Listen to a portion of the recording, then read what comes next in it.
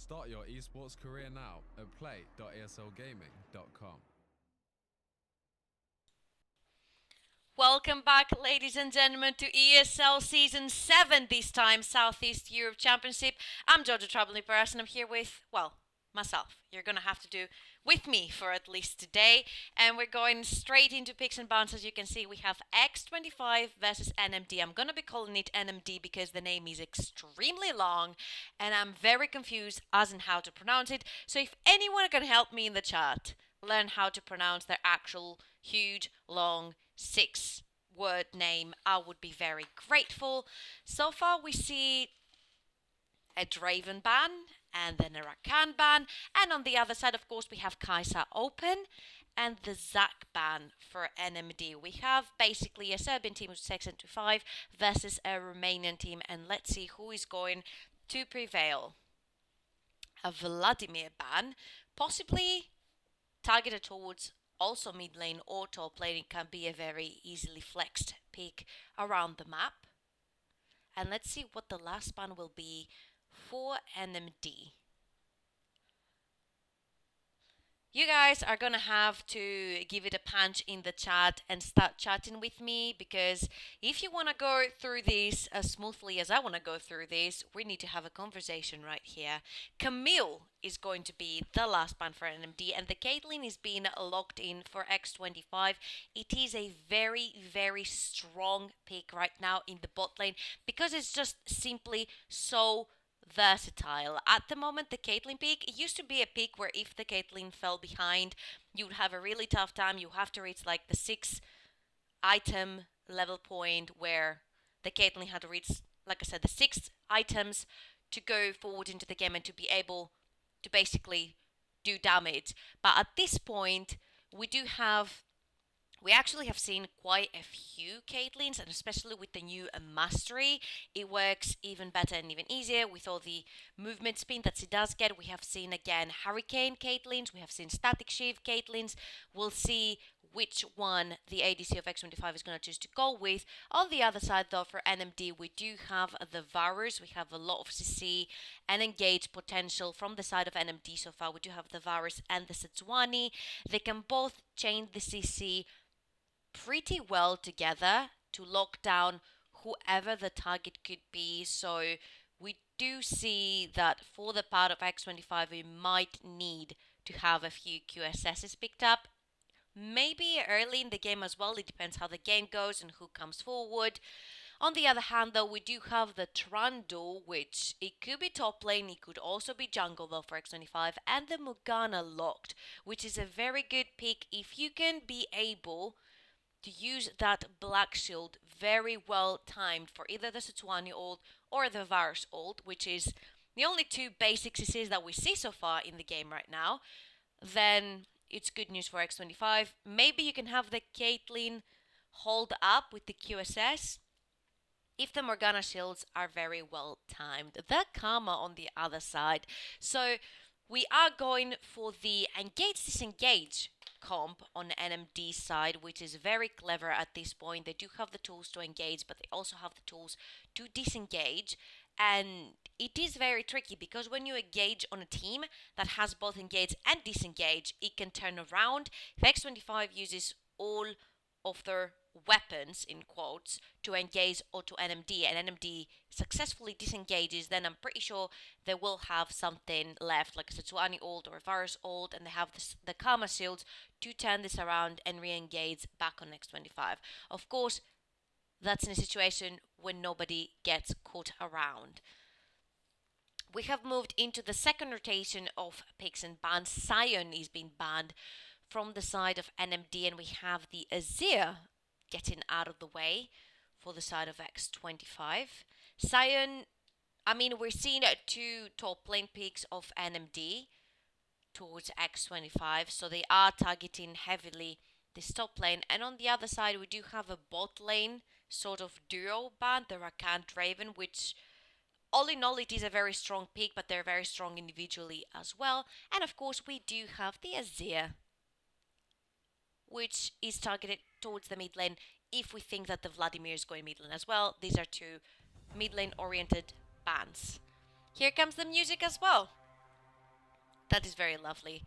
3 top lane bans for the side of NMD. They really want to choke out the top lane of X25, and 3 mid lane bans from the side of X25.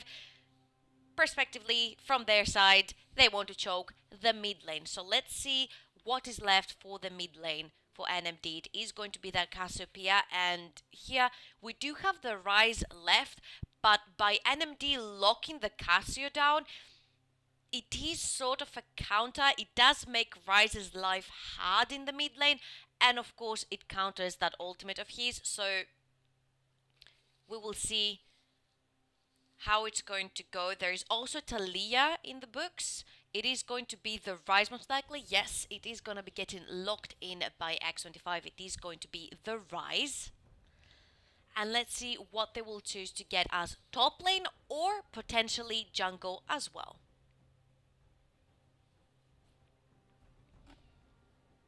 10 seconds for the last pick of X25. They want to think this through very well. It is potentially going to be the Ornn, and it is locked in. It's a safe pick for the top lane. It's an engaged pick. It's a safe pick. So far, we do have a solid comp from the side of X25, which we're going to discuss right after we see the last pick of NMD as well. 10 seconds on the clock for them to lock in their last champion and complete their team comp for this game. Yes, my friends, I'm gonna be casting alone all day today, so if you want to join me in the chat, please do so. I would love to have a conversation with you. We will keep the flow for me better going. You guys know I love talking and I love having conversations, but talking to myself all this time might drive me nuts for a little bit. We're gonna have the Illaoi in the top lane for NMD. I have not seen an Illaoi recently going around, so we will see how this one is going to work out for NMD. So far we're gonna take it from bot lane towards the top lane. We do have a Morgana Caitlyn lane, which I'm not very fond of. I would have preferred like a Karma Caitlyn, a Janna Caitlyn, a Lulu Caitlyn, something that's more aggressive. Caitlyn is meant to be taking these towers very early game, but with the Morgana added next to her, it's going to be more of like a sort of trying to get towards the late game bot lane and keeping this Caitlyn alive. This is why the shield is in there. And on the other hand, we have the Karma Varus lane, which is, in my eyes, very deadly. It does a lot of damage early game. They're going to have to deal with it very well from the side of X25 to be able to get, you know, alive and farmed out of this lane. In the mid lane, we're going to give the advantage obviously to the Cassiopeia. The Rise does struggle against the Cassiopeia even later in the game. And in the top lane, I'm just very, very curious to see how this matchup is going to go between the Illaoi and the Ornn. I'm pretty sure this matchup is very even, but it depends, of course, how the two junglers are going to play around the lanes. We have a Trundle from one side, and we do have the Sejuani. We do have not heavy engage from the side of the X25, but we do have selective engage. We have the Ornn ultimate, we have the Trundle pillar, we have what we want to call the pick out comp. You do have the bind from Morgana as well. If you can pick out individually players from NMD, then you can force them back. And of course, with all the pillars and the binds and everything, it is very easy for X25 to be able to siege towers as well. From the side of NMD though, we talked about this again, they have so much engaged and disengage potential that X25 will have to pick their fights right if they want to survive this, because we do have 3 engaged, disengaged ultimates. We have the Cassio ult, we have the Sejuani ult, and the Varus ultimate, and of course all the engage from X25 can be countered by the ulti Karma shields on the whole team. Maybe even the Cassio ult or the Sejuani ult, so we do have some of them, you know, on the side to be able to turn this around. Hello, ladies and gentlemen, here I am. You have been hearing a voice all this time. I am the same person that I was before. It is me. So we do have our first game of the day. This is season 7 of ESL Southeast Europe Championship. We do have X25 from Serbia versus NMD from Romania. How the tournament is going to go this year, we are going to have 4 open qualifier. So if you want to form a team with your neighbors, with your friends, with your cats, with your dogs, with your family, you very well can. Make sure to hit these commands in the chat to be able to know exactly how to join our next qualifiers, because this one for right now, it is closed. Next qualifier will be next Saturday. So make sure if you want to join, create a team and get going. Of course, from all these 4 open qualifiers, only 2 teams will be able to go through. And we have music. It's okay. We'll make this through the music, people. We'll make this through the music. So, we have 4 open qualifiers. And out of those 4 open qualifiers, only 2 teams will be able to make it through. Then after that, we will have 2 groups with 4 teams each. Each team will play each other twice. And from there, of course, we will have quarterfinals, semifinals, and finals to find out who the big winner of Season 7 ESL Southeast Europe Championship will be this year. And of course, don't forget to exclamation mark giveaway to be able to win one of the 5 €100 vouchers for our ESL shop. So, we're about to get this underway. I'm gonna throw you on our waiting screen and we're gonna be back very, very shortly for the game. Stay tuned.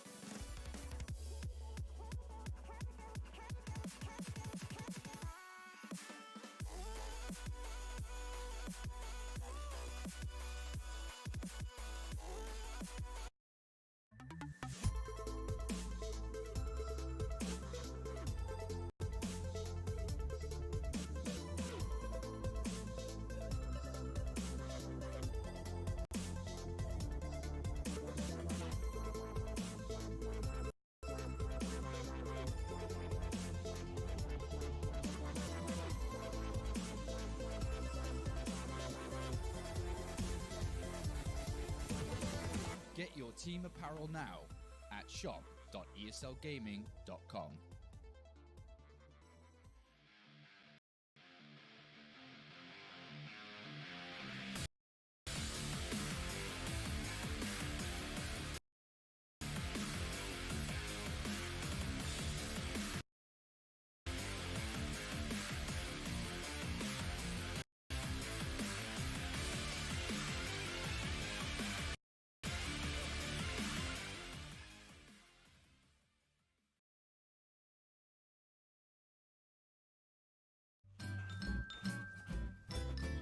You ready? Huh? Hey, easy boy, huh? You ready? Huh?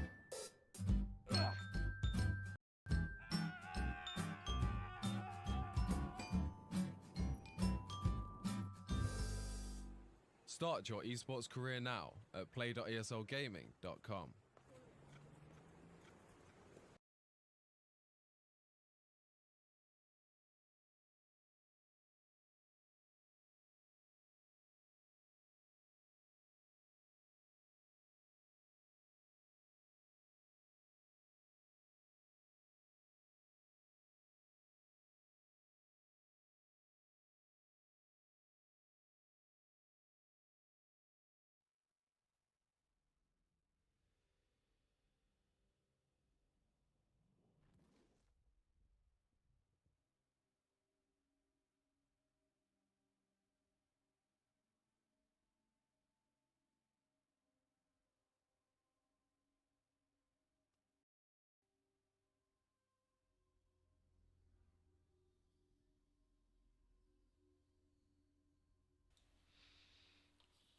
And we're back, ladies and gentlemen, for ESL Season 7 Southeast Europe Championship. I'm keeping my voice low for the most of part until, all the action breaks through and we get a glimpse of it.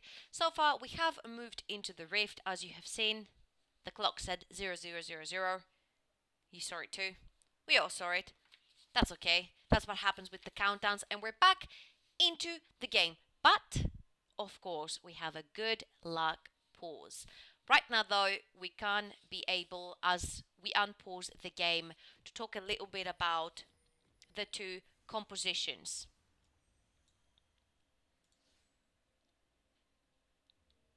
So, we have very strong compositions from both sides, and we do have that late game skill for both teams right now. If I would have to give it to one team, I am really not sure which team I would give it to the most. Like, I'm not sure which team would much easier win with the comp they have. Of course, you do have the Trundle to be able to shred Setsuani's defenses late game, so I might lean towards there. But on the other hand, you do have a very aggressive Ilaoi, which we haven't seen before, so it would be very interesting to see what they can do with that Ilaoi on their side.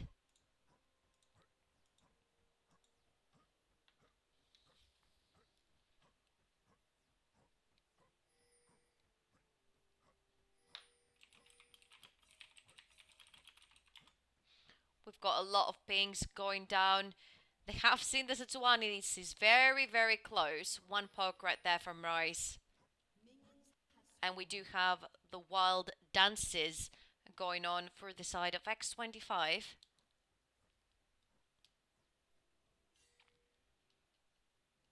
There's not going to be any heavy action early game, though.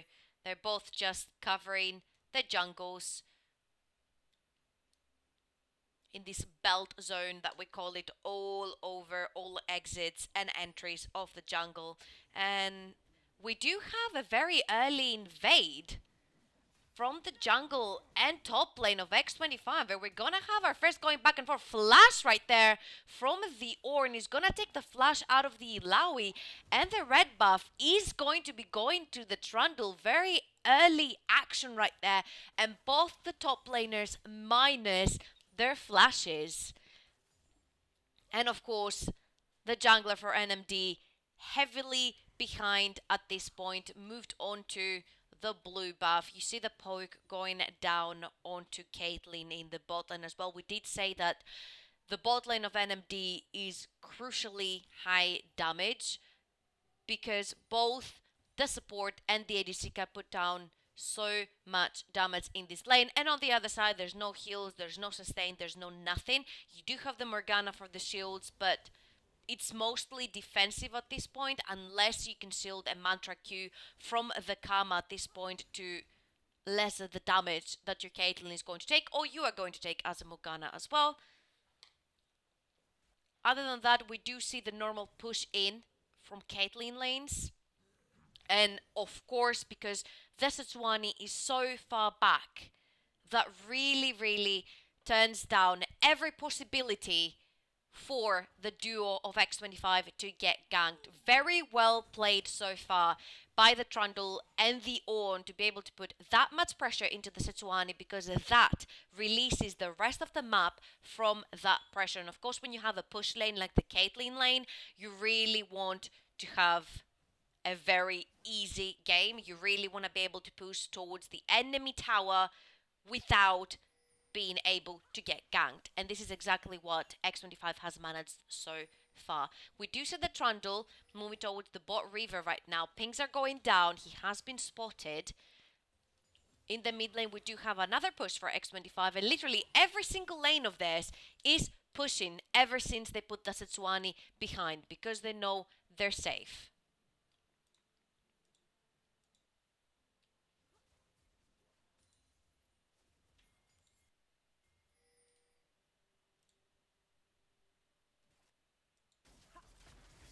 Let's see if you guys can hear better the game now. We have another fight in the mid lane. Flash from the Cassiopeia. Flash over from the Trundle. First blood going down for X25.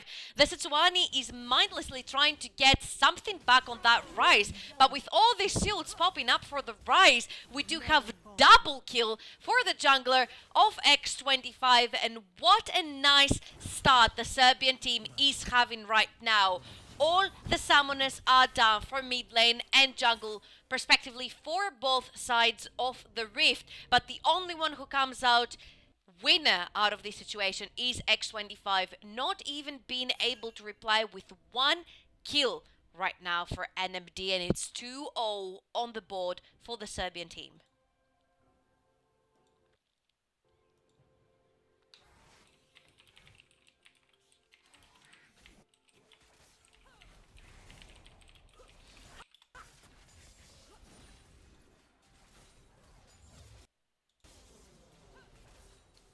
In the bot lane, we do have very even CS, even though the Varus is being pushed under his tower constantly here. They are doing a very good job at keeping up, and all over the ball we do see that all the lanes are even except the top lane, which the Ornn is up for about 8 or 9 CS. We do have a 1v1 here between the Cassiopeia and the Rise, but there isn't really any vision from the Trundle, so I'm not sure. There we go. The pillar is gonna come up into the mid lane, and healing spree for the Trundle. They were able to get the Cassiopeia down. Of course, like we said before, Cassiopeia had 0 summoners from the gank that happened before from the 2v2, and we have a 3-0 Trundle in the jungle. That rhymed. With a Tiamat already, and that Setsuani is falling further and further behind, cannot help her lanes, and we have the first Rise roam. Let's see if they're gonna choose to 4v2 dive the bot lane, which seems to be the name of the game right now. There is no TPs for the top lane of NMD. Here comes the Rise ultimate. They're gonna try to get there, but the Trundle chose a different path because obviously they had no clue exactly where the Setsuani was located at that point. Clever to be able to pressure the bot lane, but also not put themselves in danger. X25 choose to pull the trigger and not at the same time. Frighten a little bit the bot lane of NMD and pull back, forcing the Setsuani to stay in that bot side jungle, even though there's not much left because the Trundle cleared it before, so it's gonna take the Wolves, which are left. And that top lane, I was expecting it to go towards the side of Illaoi, to be honest with you, but as we can see, the Ornn is about 7 CS up at this point. Flashes have come up for both the top laners up there, so we're gonna have to see. And we have another gank in the mid lane for the Trundle. This time they're gonna choose to give the kill to the Rise. Unfortunate for the camera to not be there for us to see that kill. 0-3 for the Cassiopeia, who only has a tier in the mid lane. This is going to be a very rough start for the Romanian team right here. Setsuani trying to, of course, defend the mid lane tower.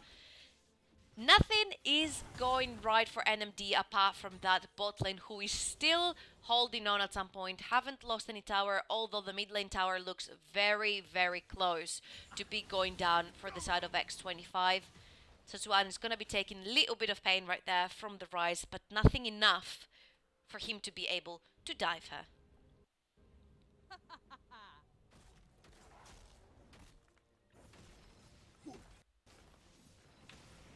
If X25 can pull some strings in this game and do snowball their lead, we might be having a very quick game underneath our belts. We do have the Ornn versus Illaoi 1v1. The Illaoi ultimate is gonna come down. Tentacles are gonna be keeping her alive, and here comes the thumbs up emote as well, like, thanks very much, that was a good fight, I'm out of here. Most likely we're gonna see the two top laners TPing back into their lanes. Interesting 1v1, and we do see that it goes towards the side of the Ornn. Trundle has not stopped invading that Setsuani jungle at all, and indeed both the teleports are gonna go down for the top lane, because we do see that the Drake is not much of interest right now. It's only an Ocean Drake, so if it was maybe a Mountain or Infernal, they do cut up. The Cassiopeia again is still on the wrong side of the jungle, where she's in her jungle, but on the wrong side, and she is gonna go down again to the Rise 2-0 and 3. 5 for 0 so far, only 8 minutes into the game. We almost have a kill per minute at this point. It is pretty crazy, and I have to say, the only saving grace for NMD so far is this bot lane having to scale up.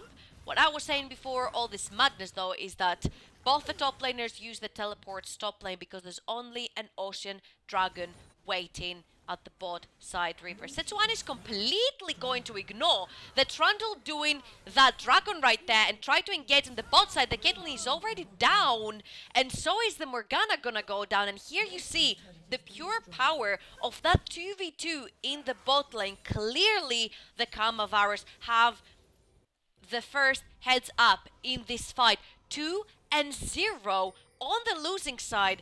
For the Varus, it is indeed the only saving grace. So if they can keep him alive, he is the one that can take them out of this unlucky situation. In the meantime, though, first tower is gonna go down for the side of X25. They're taking first blood, solo gold onto that Rise, who's already 203 with a Rod of Ages stacking up, as well as a Tia stacking up into his inventory. This is going to be a Rise that's very hard to take down. Although, on the other hand, we do see that the Illaoi has sort of caught up with the Ornn in the top lane.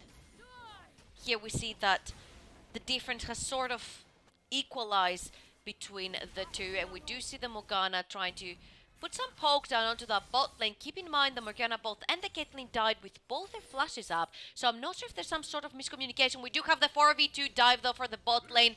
Very clever NMD bot lane though. Have smelled that from miles away, and they're gonna be like, you know what, you can take our tower.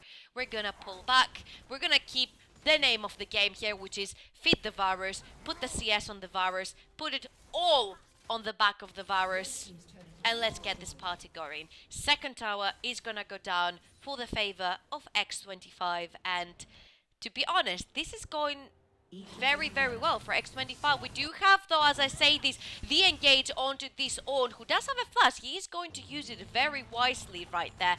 The gold is gonna go down as well, just for a little bit, you know, of payback for the Ornn. I am not sure this is exactly where the Sejuani needs to be right now, especially since mid lane is being pushed and everything, but we do have the Cassio paying her respects right in the top lane all alone. He's gonna get knocked up. He does have flash, but the Sejuani is gonna be taking the aggro of the tower, and oh my god, what is happening this Ornn? Cassiopeia is gonna be going down to the ultimate of Caitlyn. Double kill for the Caitlyn. Double kill for the ADC of X25. How beautifully played by the Ornn. Oh my god. Beautiful use of flash right there to get away from the worst. And then I think there was a miscommunication because the members of NMD were going under the tower kind of one by one and not very coordinated at all. I mean, I'm pretty sure if they went down all together, that Ornn would definitely have no chance of surviving. But the Cassio goes in first, doesn't use the flash quick enough, doesn't use the ghost to be able to move around that tower quick enough. Then the Sejuani goes in, there's no mana. Again, beautifully played by the Ornn to keep himself alive. Double kill given to the ADC of his team. This is going so smooth for X25 so far. And as I say that, Rift Herald goes into the pockets of their jungler as well, who is 3-0 from very early into the game. Another tower going down from who else? From that Caitlyn, of course. And of course, the Rise has caught up in the jungle. That's Sejuani. Miasma is gonna go down, and they're trying to turn it around from the side of NMD. The Sejuani is gonna be going down, though. Killing spree for the ADC of X25, and the Trundle is going to survive, but not the same can be called for the Cassiopeia, who's gonna be going down again to the Caitlyn.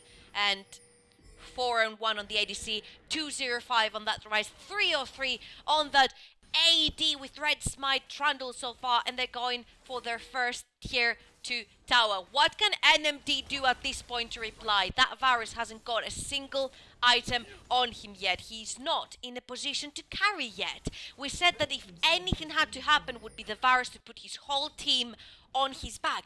But at this point, there's no Rage Blade yet. There's nothing that can happen. As the Rift Herald headbutts the first inhibitor tower, this could very well be the first inhibitor 13 minutes into the game. They're gonna be going in with that Rise ult and not out, but the Rise has gone into the whole team of NMD, not carrying a single beat. Is he going to survive? The God is gonna be coming down, and that Illaoi is the first to fall in that fight.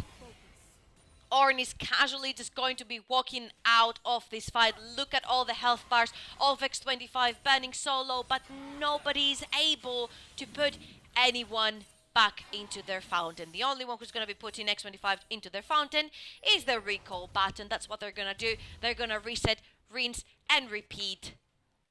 And oh my god, this seems very dim for the side of NMD. 10,000 gold ahead for X25, 14 minutes into the game. I don't know how this can turn around, to be honest. Let's see where X25 has their eye on this time. Dragon is about to spawn. We have not yet seen what dragon this will be. If it's a Mount or an Infernal, it makes the situation oh so much harder for NMD, which it already is pretty hard to come back to this game. Rage Blade completed though for Varus. 1 saving grace, still no items completed for the rest crew of NMD. Another blue buff is gonna be stolen by the Trundle right there. And how do you stop a team that is that far ahead, that early into the game? And you do have the Trundle on top of that, so whatever defenses you might be having on your tanks, they're instantly gone. Look how easily they can just walk up onto NMD's towers and take them down. Static Shiv also completed for the side of Caitlyn. Of course, he's so much more gold ahead with 4 kills and about 30 CS ahead of the Varus, and Infinity Edge will be coming also very soon.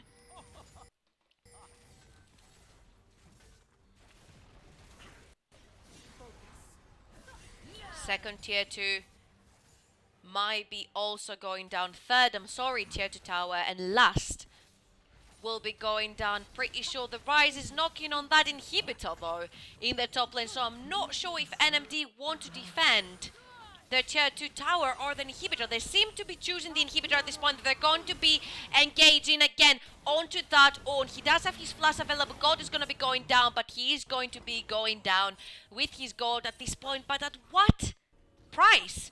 That inhibitor is going to be going down for X25. They choose to fight over the tier 2 than to fight over the inhibitor. Questionable right there, but of course really good on the side of X25 to be able to get the inhibitor, and in the end they are going to get that tier 2 as well.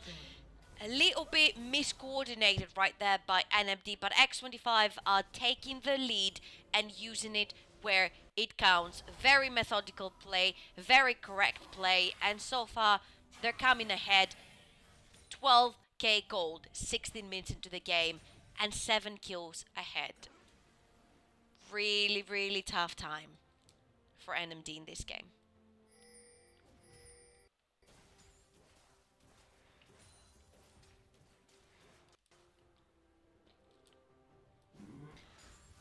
We did say from the start that the Varus is the only saving grace so far for NMD. He is sitting on 3 kills right now and about 30 CS less than the Caitlyn.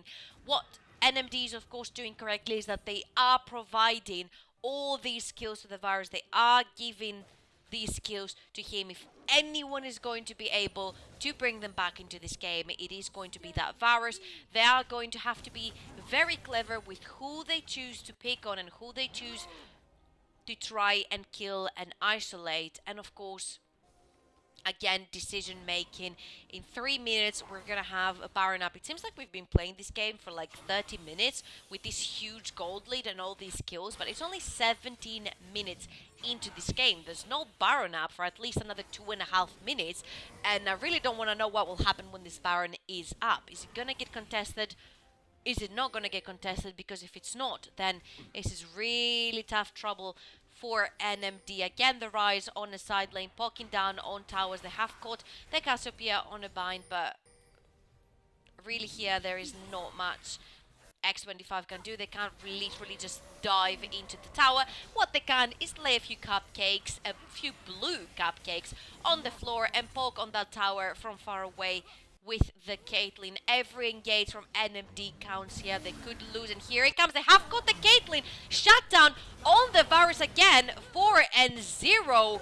But the Karma and Sejuani fall on their side, and Rise is gonna be ulting straight into that inhibitor tower. They're going to be taking that Illaoi down, killing spree for the mid laner of the X25. And I mean, you give all these kills to the Varus, but you can't keep the rest of the team alive, so this could even be the end here. We do have 7 seconds on the Sejuani and on the Karma, and they might choose, very well played right there from X25, to go for the third inhibitor, because in literally a minute and a half the Baron is spawning. You're gonna have double super minions, double Baron super minions. If this inhibitor goes down, they're gonna choose to fall back. They don't have their Fed ADC with them. Very wise choice right there. They're gonna come back, collect their gold, and most likely set up for Baron.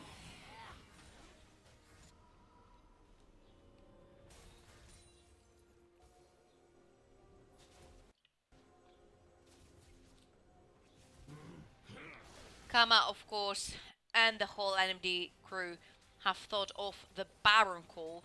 I mean, it's the only one that makes sense right now. You do see X25, they are moving towards the Baron right there. And I mean, the only thing that I can think of that might be able to save NMD is maybe a Miracle Baron still. We will have to see here. X25, of course, wants to be pushing out all the lanes first and getting a lot of deep vision into NMD's jungle before they jump straight into this Baron. We're going to see if we can have a miracle still happening at this point. X25 don't seem to want to be taking the risk. They will be going for that third inhibitor tower first. A little bit of a dance there in front of the base of NMD. Caitlyn sent on cleanup duty. The rest of X25, of course, are playing around.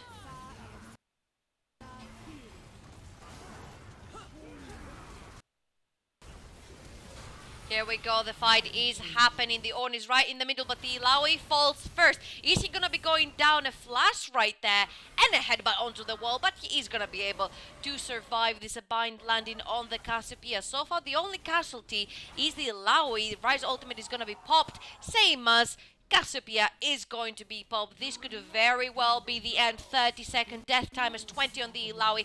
Unstoppable for the mid lane of X25. 5-0 and 7, knocking on the two first doors of the game, and here we go. The first two towers are going down, the two last towers are going down, and X25 has their eye onto that Nexus. And good game, well played for X25. Unstoppable for the Varus as well, but what can you do at this point? Very, very well played right there from X25. And of course, they're gonna be moving forward into this open qualifier bracket. And of course, thank you very much to NMD for participating in the tournament. We might be able to see them next week in the next qualifier, where you can take part also in it. So, whew, what a game we just had right there. Whoa, that was some music right there. What a game we just had. Very, very, very interesting choices for NMD, and of course X25 had the lead. They took the lead, and of course they used it very, very wisely. Now we're gonna be moving in a little bit straight into our next game, so of course stay tuned for that.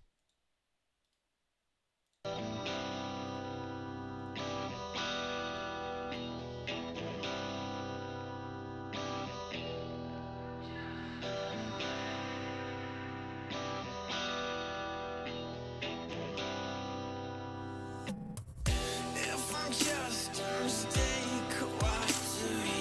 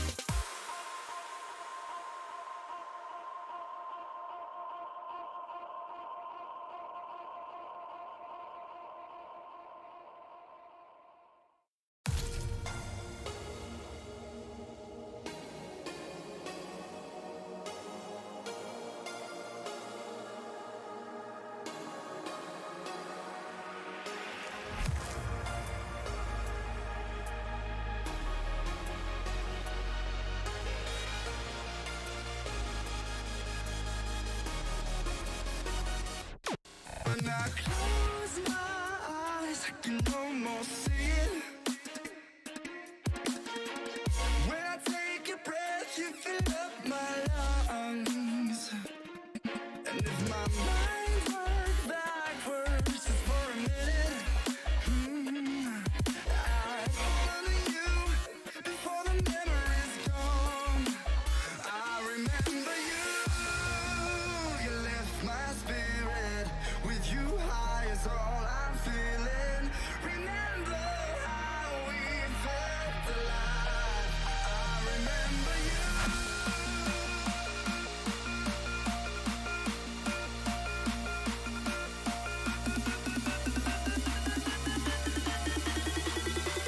I remember you.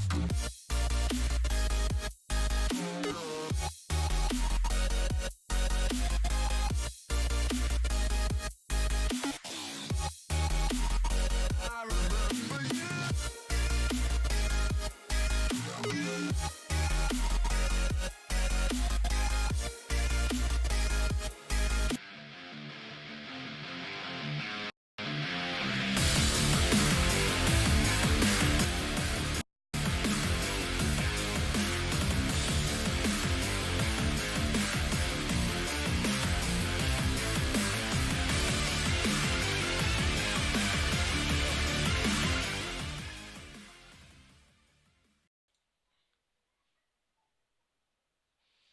Welcome back, ladies and gentlemen, to ESL Season 7. Oh my god! That was rude. Thank you. Welcome back, ladies and gentlemen, to ESL Southeast Europe Championship Season 7.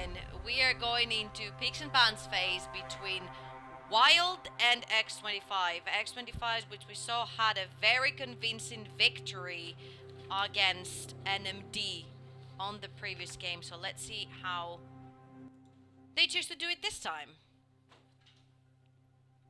First ban, Trundle. Well, obviously targeted towards the jungle of X25. Of course, it can be flexed, picked in the top lane as well. Kai'Sa, yet again a band.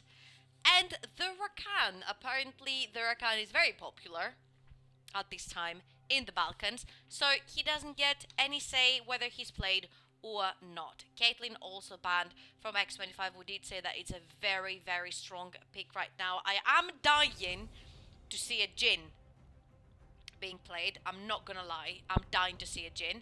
But I'm gonna hold my horses because it might be picked. You never know. Last ban for Wild is going to be that Sion for the top lane. And let's see what X25 are going to choose to ban last.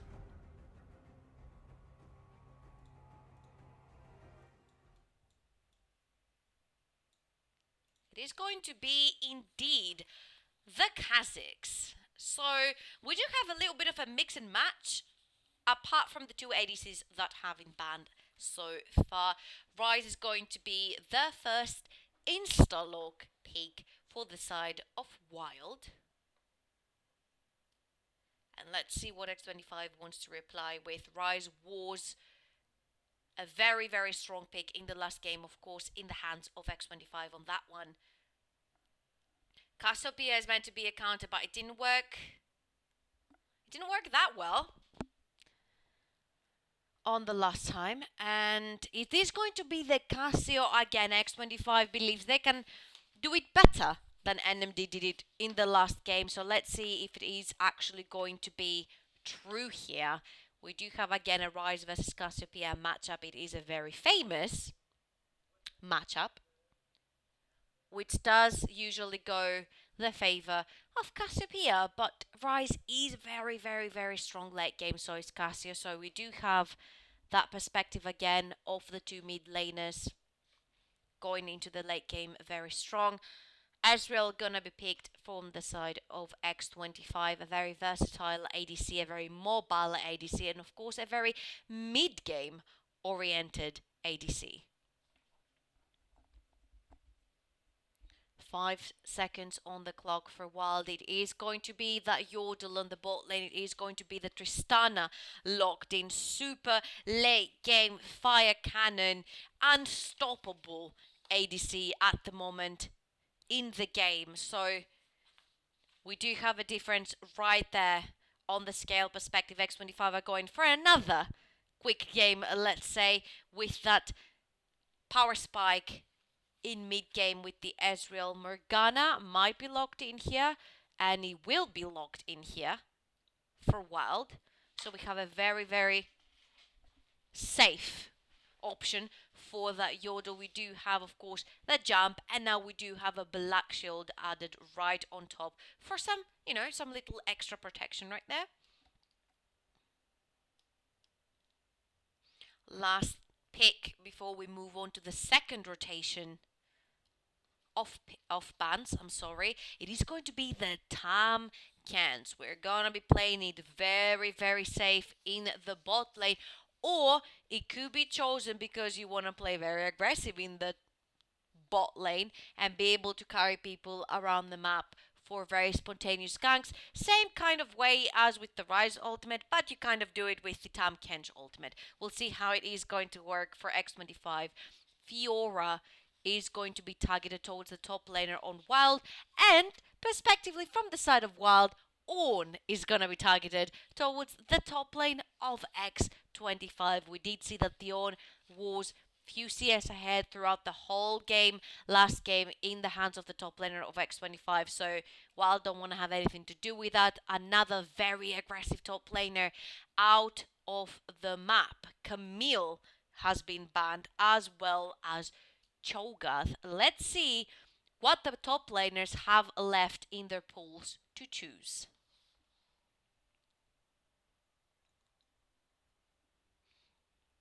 "15 seconds on the clock for X25. They're going to have to make their decision pretty soon.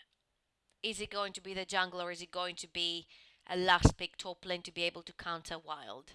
It is going to be the jungle, and we do see our first Olaf for this tournament. Very, very strong in the jungle. Let's see what Wild is going to pick to go against that Olaf. Oh my god, are we going to see the Graves? My solo queue nightmares are coming to life, guys. My solo queue nightmares. That Graves has haunted me for a long time in solo queue, I have to say. Not a lot of champions can just walk up to you and kill you with no CC. He is one of them. Let's see how he's going to be able to perform, though, against a jungler of X25 who did spectacularly on the Trundle last game. Last pick for top lane for Wild. It is most likely going to be that Knight.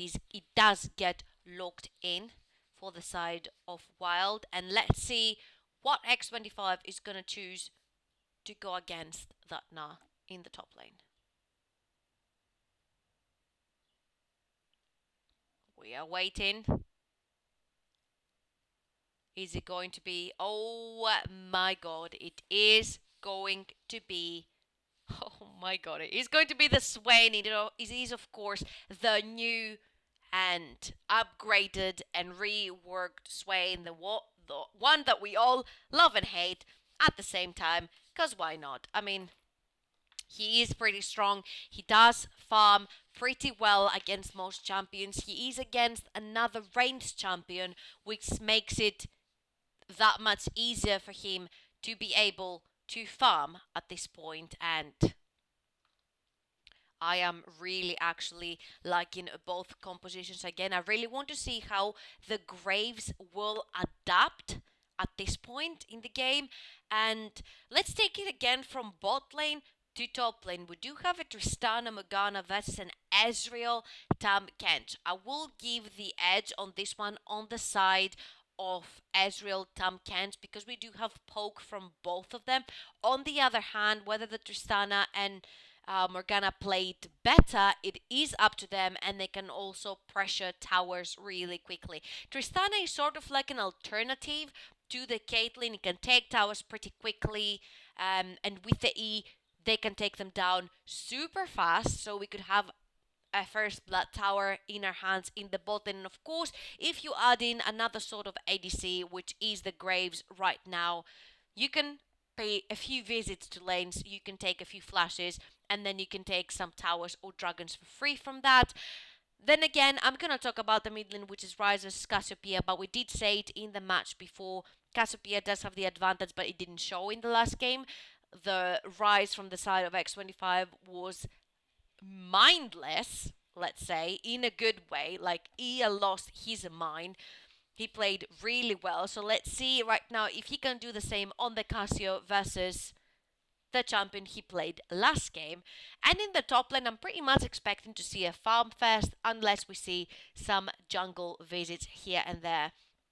I'm gonna let us guys go on to a break, and we're gonna jump straight into the rift when the teams are ready to go, so stay tuned.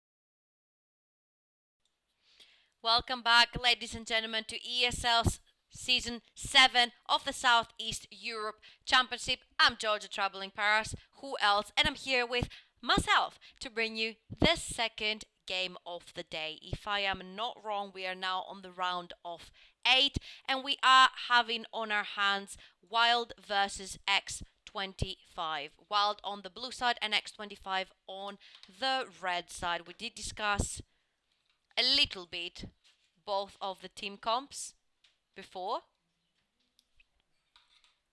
So let's see how both teams are going to choose to spend the few first minutes of the game.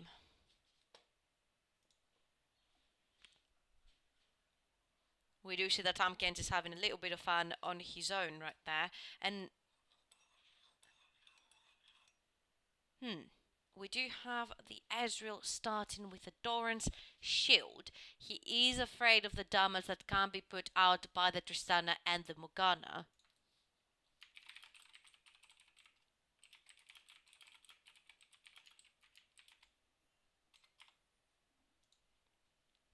Let's see if X25 is going to pull a stunt again in the jungle of Wild this time. They're going to choose not to.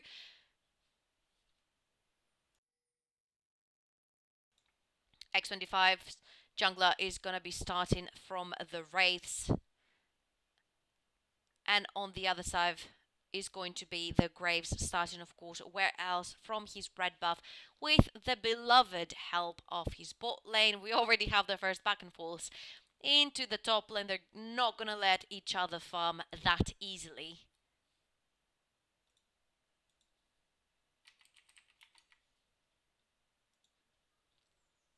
There we go. X25 bot lane is pushing again, and the Morgana is taking quite a lot of damage for so early in the game. She might be having to pop these potions pretty soon. And of course, in this lane, we do not have any sustain between the two teams, meaning there are no heals happening in the bot lane from any of the two supports.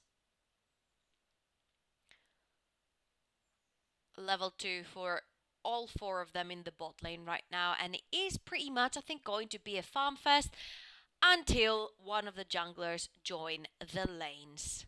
We had a very early gank from the jungler of X25 in our previous game, so let's see what he's going to do now. This time we do have the jungler of Wild going close onto that mid lane of X25. The Cassiopeia has smelled that the ignite is gonna be going down. Cassio has ultimate, is not gonna choose to use it. First blood for the Rise this time. We do have a Rise starting with ignite. Of course, we do have the spell book, so this is gonna be changed later in the game. Very well played right there from the Graves. Like I said before, there's not a lot of champions that can just walk into your lane and kill you with no CC. But with the help, with a little bit of help of the Rise right there, you can make it happen if you're a Graves. Scuttlecrab is going to go prospectively to the hands of both the junglers. Bot side for X25, top side for the side of Wild. Bot lane pushed for X25. They are being pushed the whole time this time. They have pushed the Tristana 5 CS back. On the rest of the map, though, we do have very even CS all across the board.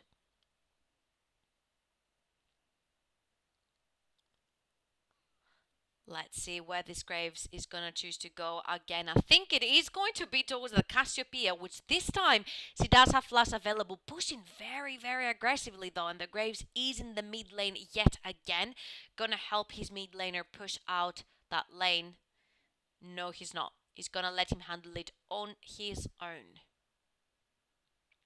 Tia already acquired by the mid laner of Wild, which is a very, very good sign for Wild, because early TM means early stacking, and early stacking means very, very powerful rise towards the late game. And here we do get the flash of Olaf as well. 1v1 going on in the mid lane between the Rise and the Cassiopeia. Remember, the Cassiopeia does have the flash available. Ignite is down though for the Rise, and they have got the Swain.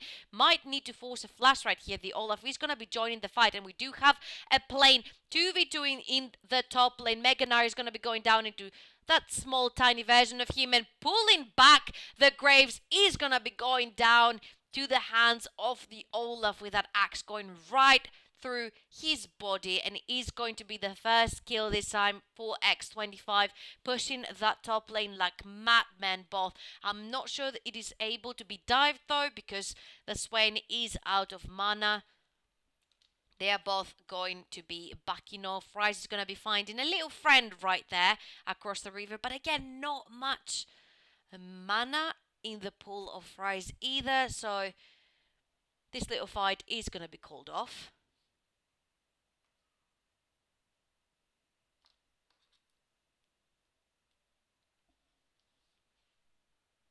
Hope you guys can hear the game sounds loud and clear at this point. First teleport is going to be going down by the Swain. Graves is in the mid lane. Again, flash forward and ignite by the Rise. That Cassiopeia is no longer to be in this world. Gonna be going down 2-0 on that Rise. 10 CS ahead. Graves is gonna help him push that wave. There's no TP on that Cassiopeia. Gonna lose a juicy double wave in the mid lane. That's gonna hurt.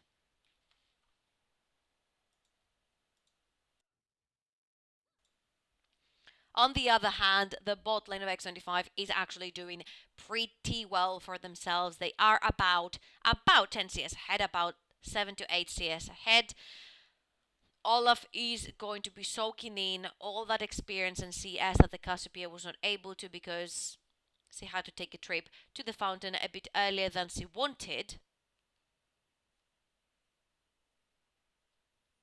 Top lane is pretty much even as well. Cassiopeia has held onto that flash twice now. I mean, on both times, I don't think there was much use of using that flash.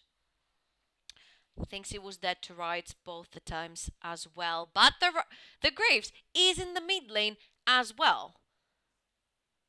Let's see. Oh my god, that Cage is going to be going down. Ultimate by the Graves, and she does flash away the last second, getting out of there with a sliver of her health. Is going to choose to stay though. There is of course no flash on the Rise anymore, and the Olaf is paying a visit in the mid lane to help his mid laner push out that wave safely. Cassiopeia is going to be able to gain some health back, checking down both of the uses of the potion that she has right there. Olaf is coming around for a quick little gank onto the Rise. Predator is being popped. Kate's going down. Ultimate down by the Olaf, but the Graves is right there. Cassiopeia ultimate going down. And we have a 1-for-1 exchange. Well, we have another 1v1 going on to the top lane. Now really wants this Swain going down. Another rock thrown onto his face, and we're going into small Nar. Swain ultimate gonna be popped, and you know there's not much chance you're gonna be killing that Swain when he's into that dragon form. So the 1v1 is gonna be called off for now. But what a beautiful 1-for-1 exchange we had into the mid lane.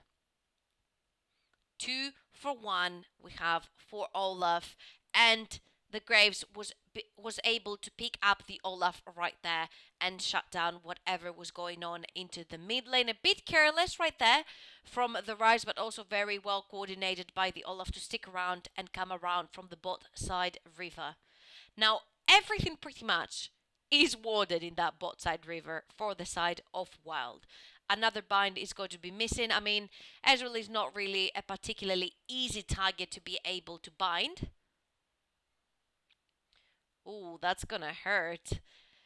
Cannon minion miss right there from the Tristana. It's not really what you want to be doing as an ADC. I mean, they do give a lot of gold, and every time there's a new cannon coming, it gives more consecutive gold. So you do want to be hitting this.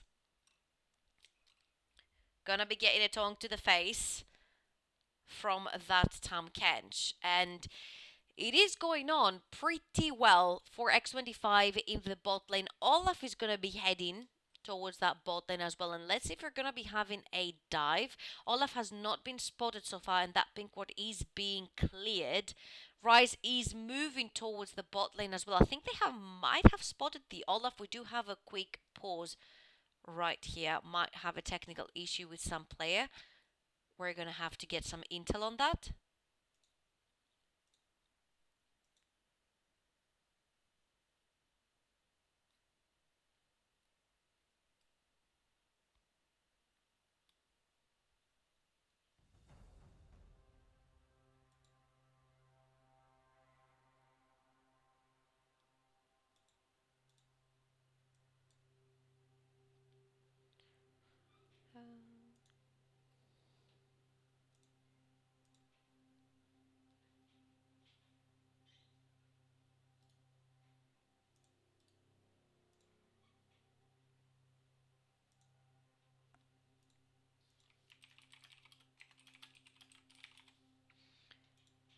We're gonna take a quick pause, and here we are resuming actually the pause.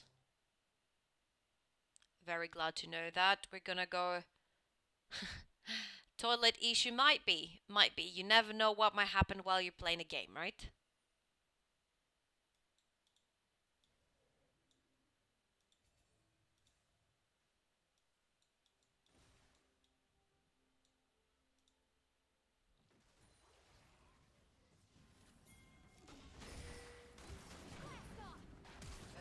We have the flash of Tom Kent, and we do have the 1v1 in the mid, and Ignite is going to be going down again. He does not want to play without that Ignite, and he has indeed given him 3 kills. 3 and 1 for the Rise right now, as we have a slight freeze in the game. There we go, we are back again.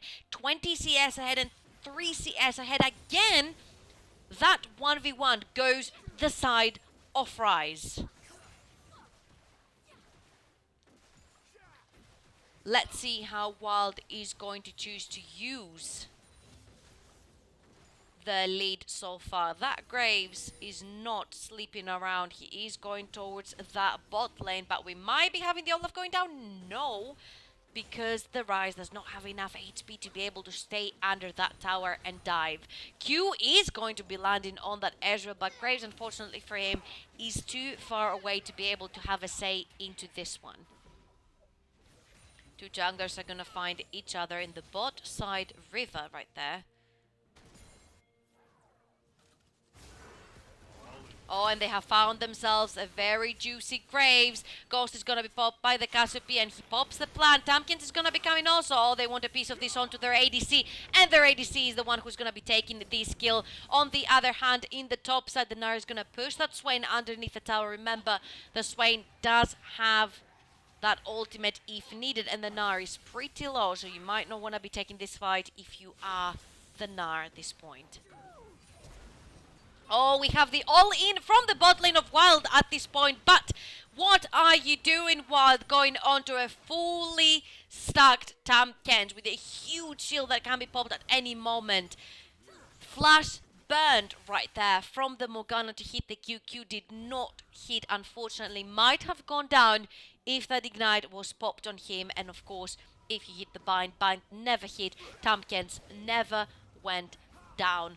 We do have very even CS in the top lane, and in the bot lane we do have about 10 CS ahead for the side of X25. In the mid lane though, it is a massacre.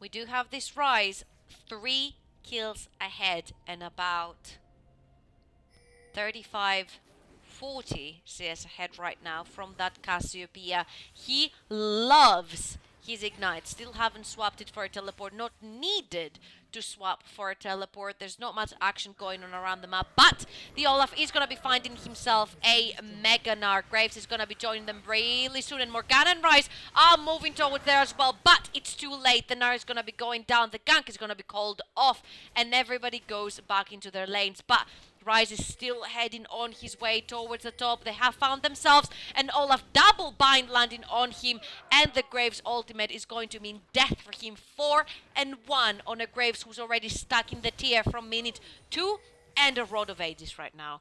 But the Tristana is all alone in that bot lane, has all summoners of course. Tong is going to miss by the Tam Kent jump on the other side, but is X25 gonna call off this dive? Cassiopeia is moving down there as well. I don't know if you want to play this dangerous game. X25 TP is gonna be coming down. It is going to be the Na, and I'm pretty sure here is where that Tristana is gonna be recalling and swapping together with her support. Talking about the support, they're gonna stick onto the same lane. Morgana has joined them, and Cassio has not been revealed yet. The second TP is gonna be coming down. Buster shot to push back that Cassiopeia. Flash forward to try and kill the Cassiopeia, and is it going to be? It's not. Heal coming up at the last second from the ADC of X25 to keep his mid laner alive. Clash being popped right there by the Tamkins, but it's not going to be enough, and another person's going to be going down. The Cash is going to be going down as well, and the Nari is trying to make up for whatever Wild has lost so far. Can't he make it work though? No.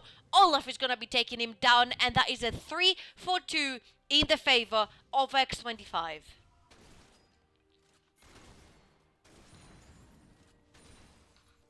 Obviously, let's not forget at this point that that was a 4v5 in the favor again of X25, while the Graves was pushing down the top lane. No major damage down to that top lane tier 2 tower though, for X25 to be worrying about that. But again, that is a 6 kill rise in the mid lane. Gonna be having a Seraphs very soon. Has been stuck in that tier since literally minute 2 from the first blood that was very open-handedly given to him by his jungler. And let's see how this game is gonna be moving on. 2 kills in the top lane for X25 as well is gonna mean bad news for that Gnar that has to go toe-to-toe with that very fed Swain at the moment.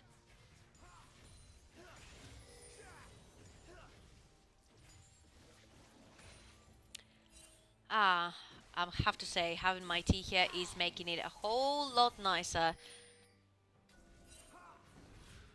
Bind is going to miss again, which only means one thing: shift forward from the Ezreal. Every time that Bind misses, he is very safe to E forward. The Cassiopeia is coming down, the Rise is coming down, but what they don't know is that the Olaf is right there as well. And the gank is going to be called off. They don't want to be taking any chances. No teleports available for the top laners to be joining this fight if they had to. And only a Cloud Drake waiting into that beat to be taken. Truso Barrage is going to be shot from the Ezreal to try and push that wave even further. And that Olaf is sitting in that Tribus trying to hit that pink ward and take it down. Rise and Graves are again going to be moving towards that bot lane, just to try and make sure that the bot lane is safe enough at the moment. Not going to be making big moves from the bot lane of Wild. They know they might be in deep trouble very soon. That Cloud Drake was started though, and he is going to be going the side of Wild, running a tiny bit that faster.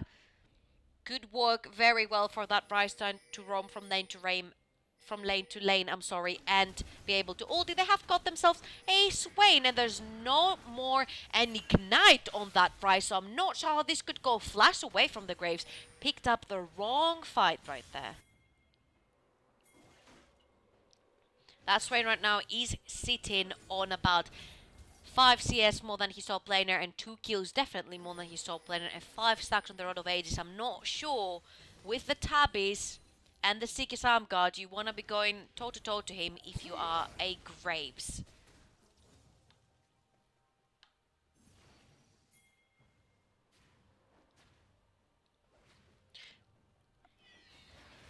Herald is going to be going down for the side of Wild, and let's see where they're going to choose to place that.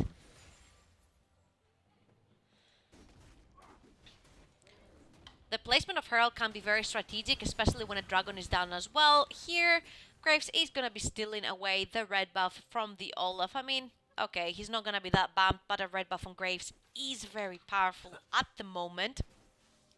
Again, that Tristana is struggling in the bot lane. Unfortunately, no summoners left for her to be able to go anywhere near the tower, because it could prove to be very dangerous. No teleports still available for the top laners, but we do have one on Rise right now. Now that the map has been split completely open, we do see the Rise swapping from that Ignite onto the teleport. And let's see how he's going to choose to use it. 1 minute and 35 seconds for the Baron. I don't think with the teams so even in gold right now and so even in kills are going to choose to maybe go for that Baron and have to deal with a possible Baron steal or a wipe. We will see what the teams choose to do here.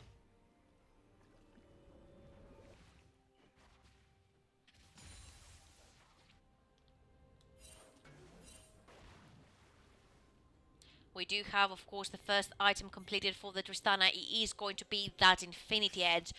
And we have Frozen Gauntlet. And on his way, 2 more mana for the Ezreal. Clearly ahead, as he does have that 1 kill and he's about 30 CS ahead in his lane as well. 3-man in the bot lane for a while, but... And of course we do have the Rise swapped from the TP to that Ghost. Of course does have his ultimate if he is needed in another lane.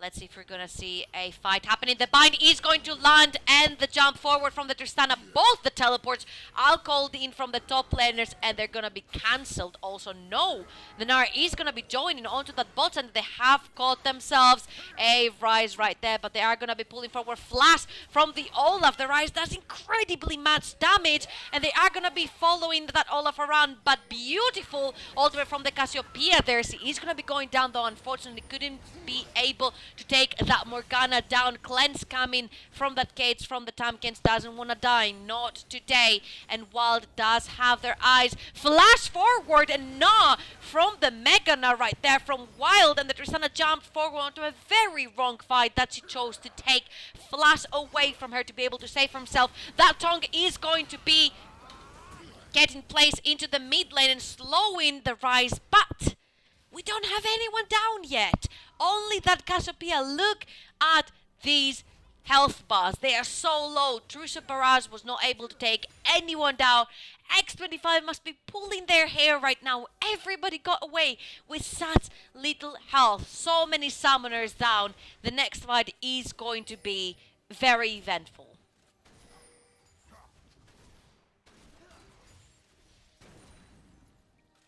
Does anyone remember these amazing, beautiful times when Graves used to be an ADC and oh so annoying as an ADC? Because I remember.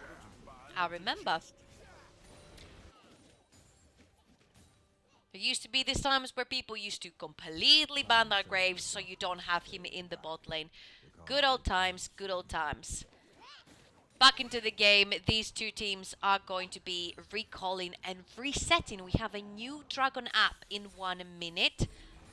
Not sure what it is yet. Herald is going to be popped, or it would expire. It is popped down in the bot lane. It is going to be joining Gnar in a little bit to take down that tier 1 tower that is left.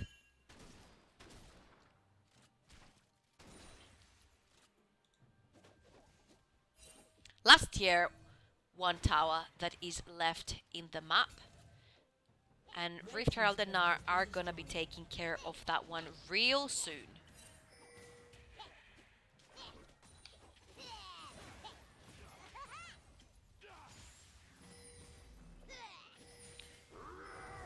Olaf has popped the Righteous Glory and they are onto this Gnar who might be turning Mega Gnar anytime soon. The Gnar onto the wall to stun them both. The Graves is there. Is it enough though to save the Gnar? The Tamkins is gonna be coming down and look who he brought with him. His ADC.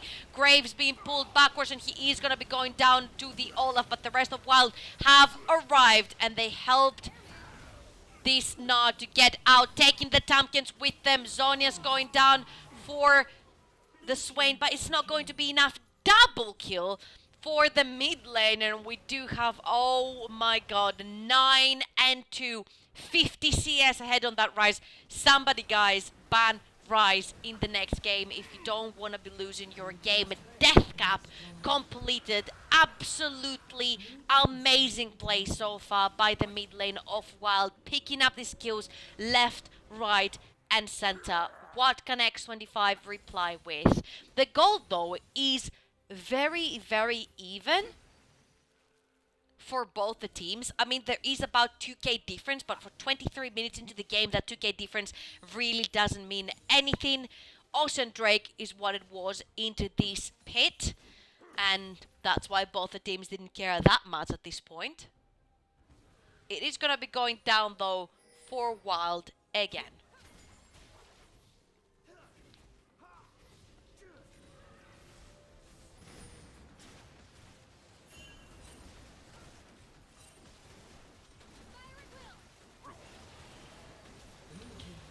Baron is gonna be going down for the side as well of Wild. It was a very clean Baron, sneaky but clean. Like I said, you do have the Rise, you do have the Graves. You basically have two ADCs with the Graves and the Tristana.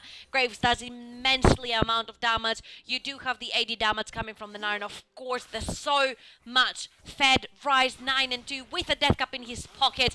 That Baron went down in an instant. Let's see how they're gonna choose to use their Baron buffs around the map though.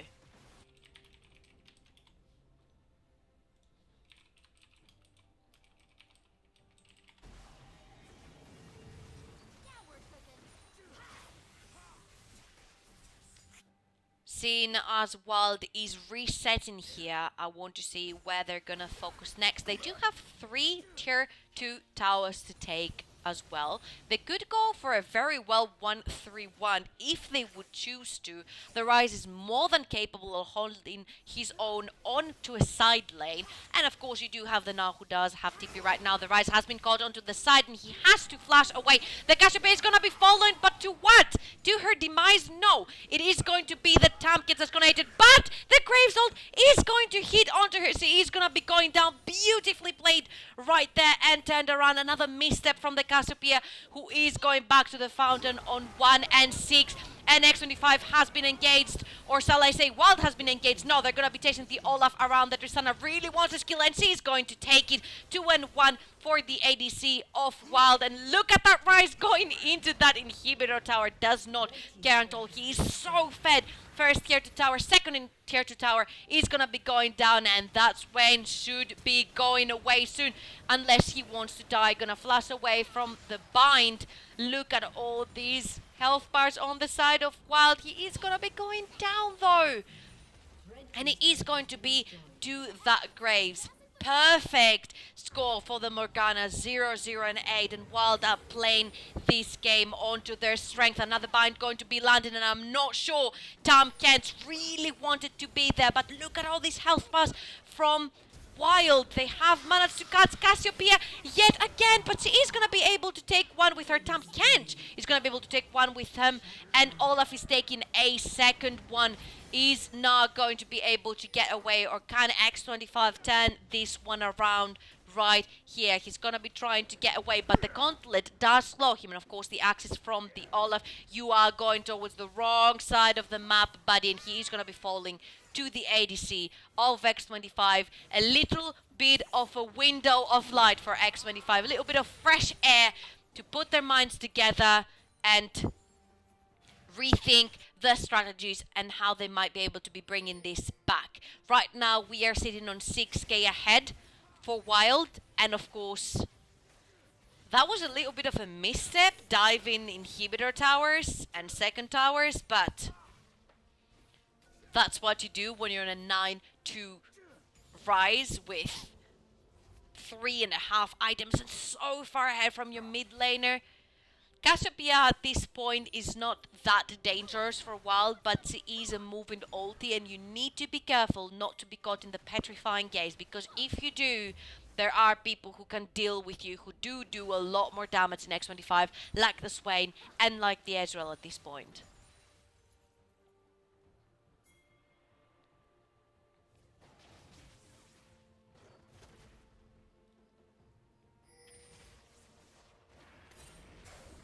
Let's see what the next move is going to be here. Next dragon coming up in 1 minute and 7 seconds. While trying to clean, of course, any vision that X25 might have. This is the name of the game. If you're ahead, you take the vision away from your opponent. This is how you make the game progress. This is how you make your peaks if you are ahead. 3-man Fnatic Bush for X25 right there, but Wild is going to choose to take the easy way out and go towards that bot lane where there is an open inhibitor waiting for them. And of course send that Rise in the top lane. He can join them at any time with his ultimate. That Ezreal is all alone right there. Olaf is coming soon. Oh boy, the Tamkins going to join him, but oh my god! Absolutely denied right there for the Rise. Deleted in literally 1 second. Oh My god, the mid laner of Wild is going wild at this point, and let's see if X25 can defend the rest inhibitor towers that they have left.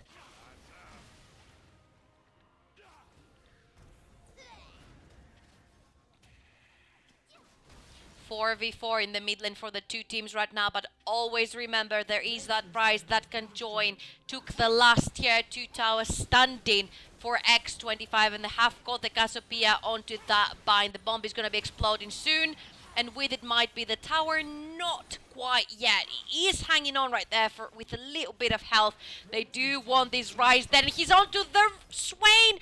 Oh my god, somebody please stop this guy. Stop going near him. Somebody stop going near this Rise all alone. Swain popped without even being able to use his ultimate or his hourglass. We are, of course, going to go onto a tiny little pause. We might have some technical issues right here. And I'm going to go and drink my tea because, oh my god, casting such a game alone, I need to give some closure to my throat to come back even stronger. And we are going back straight into the game, actually. Last inhibitor tower stand, which is not going to be standing for much longer, going down. All inhibitor towers are down, only the inhibitor standing.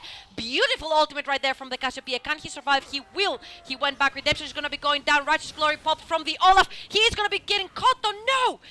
Tomkins is gonna eat him, but it's not gonna be enough. Graves is on a killing spree. They have got the Tomkins right now. Shield is going to be popped, but it's not going to be enough. Rise with another kill at this point. First inhibitor tower is gonna be going down. Second inhibitor tower gonna be going down, and they have their eyes on the Nexus towers. First one is going down right now. They want the Cassiopeia dead right now. Who's gonna be getting this kill is going to be the Gnar, and the second Nexus tower is gonna be going down slowly but surely. Oh my god, that mid laner of Wild, that Rise, they are onto the Nexus tower. Good game, well played Wild. You definitely deserved this one.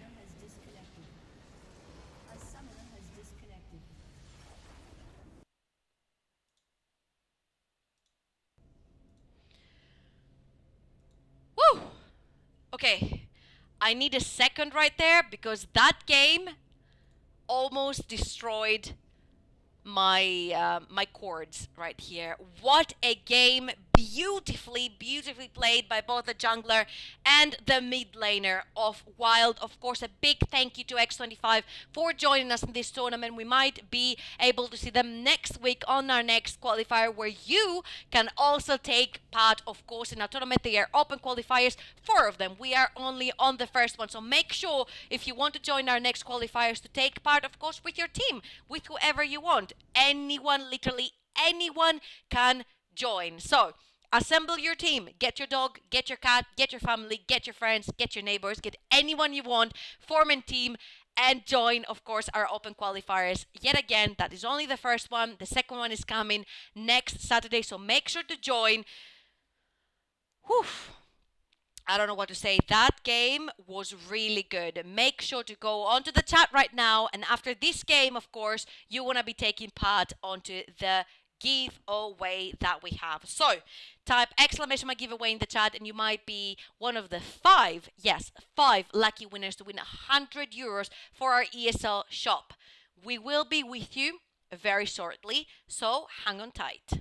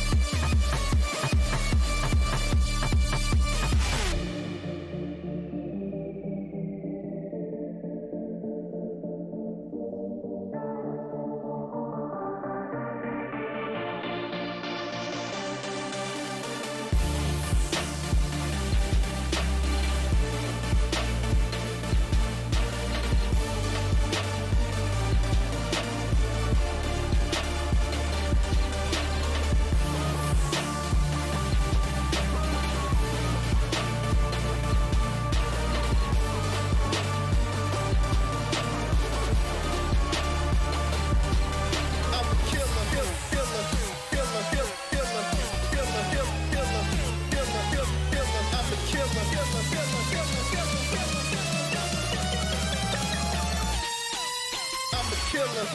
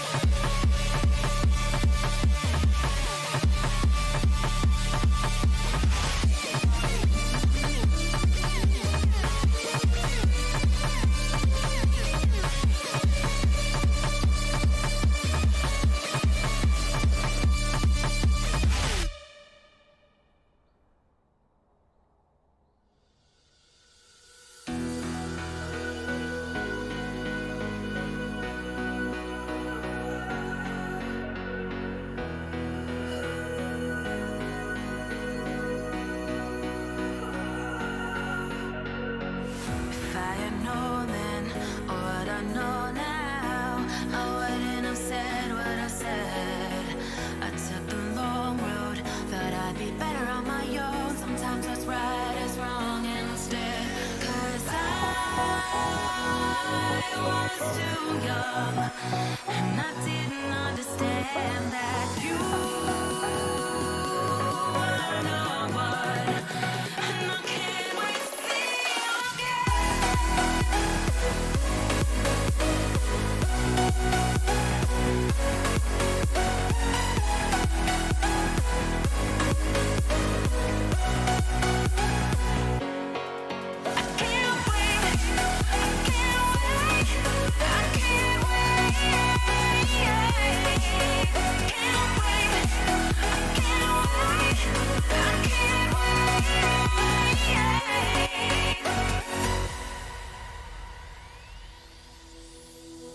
Hindsight is fleeting when your heart's bleeding and all you can see is red.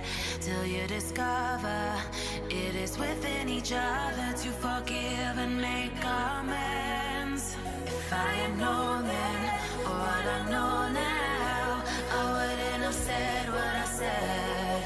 I took the long road, thought I'd be better on my own. Sometimes what's right is wrong instead.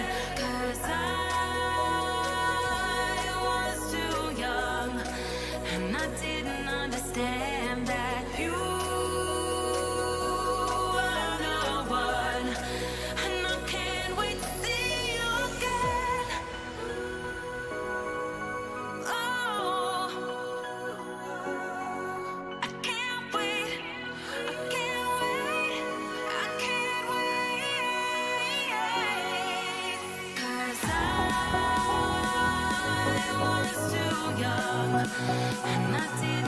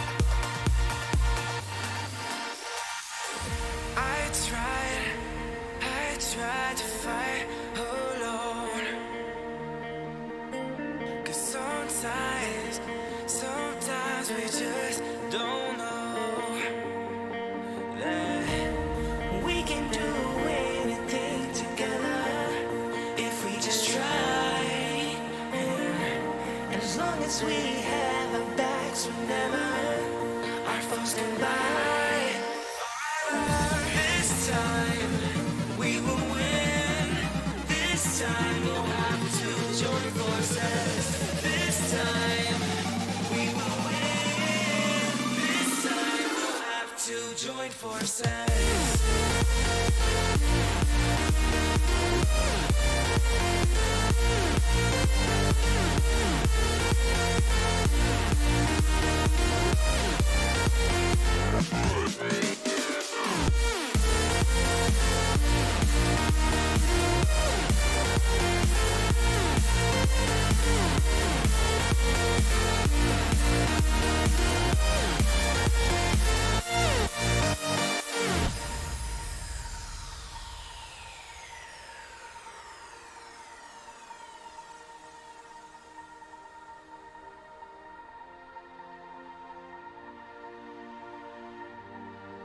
Castles and dragons, the battle begins tonight.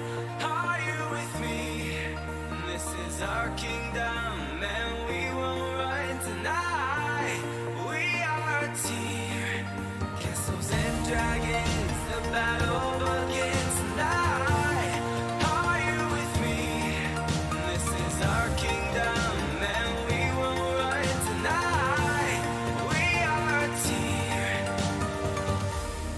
We can do anything together if we just try. And as long as we have our backs, whenever our foes come by. This time we will win. This time we'll have to join forces. This time we will win. This time we'll have to join forces.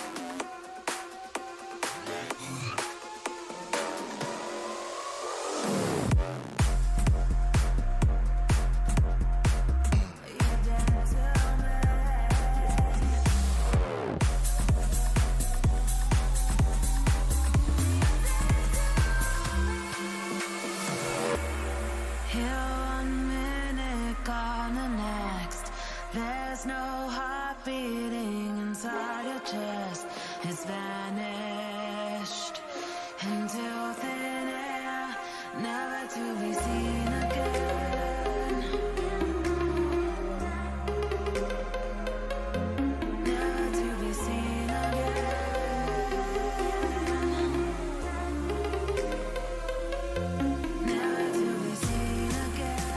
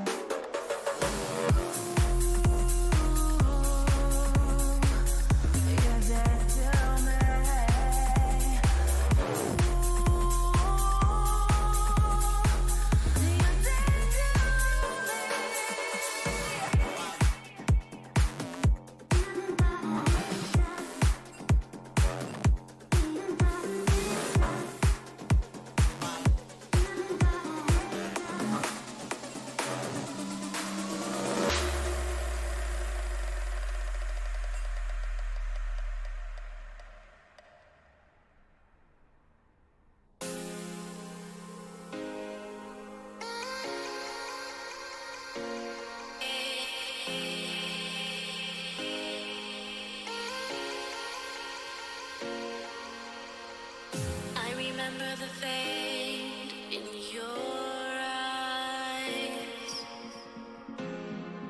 I'm lost in space, floating away.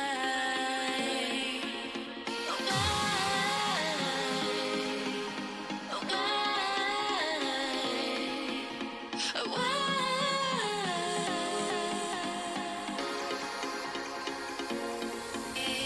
I'm running away from you. I'm running away. I'm running away with you. I'm running away. I'm running away from you. I'm running away. I'm running away with you. I'm running away.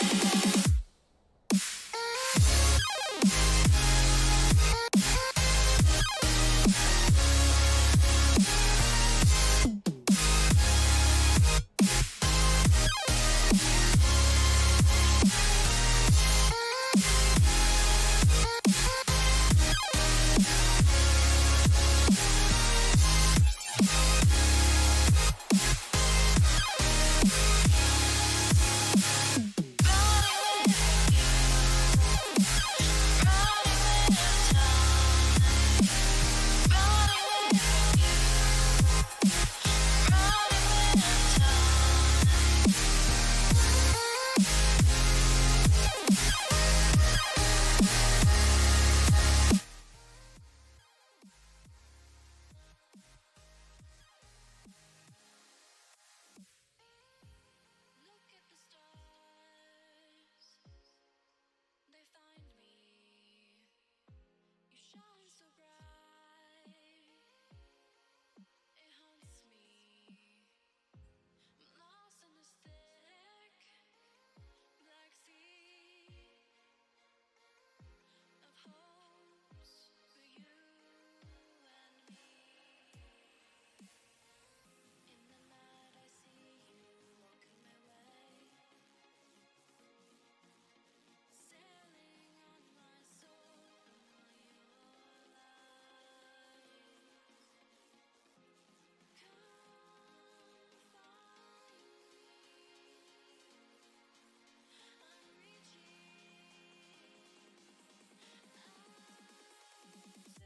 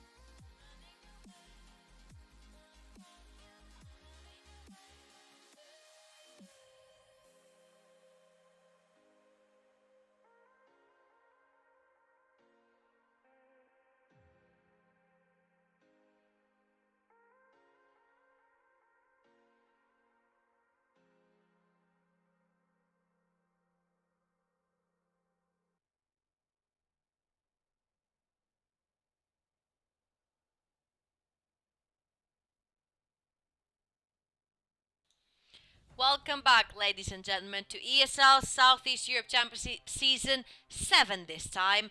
I'm Georgia Troubling Person. I'm here with, who else? Myself, to bring you our first open qualifiers. Yes, you heard well, they're open. You can join with your team next Saturday, though, because we are now on the semi-finals, which are actually the finals. like I said, in these open qualifiers, 2 teams go through. So right now we have 2 semi-finals going on, and we are going to watch Panathinaikos versus CZV. So, one team will go through to the groups from this match, and one team will go through to the groups from the other match, and they will play online the final game, which will provide the seeds. So we are now going straight into a best of 3 to determine which one of these 2 teams is going to grab a spot in the group stage. First up, we have for Panathinaikos, we have Thresh and LeBlanc out of the game, and for CZ we have Camille and Cassiopeia. Kaisa out of the game also. I would love to see Kaisa very much actually this game, but it's not really gonna happen this time. Caitlyn also banned out. Rise is open, guys. Rise is open. He has been the glass cannon for both the games we watched before. So let's see if any of the teams is going to choose to go with the Rise. First Zaya of the tournament that we have here on the side of Power Esports. Let's see what CZV is going to reply with.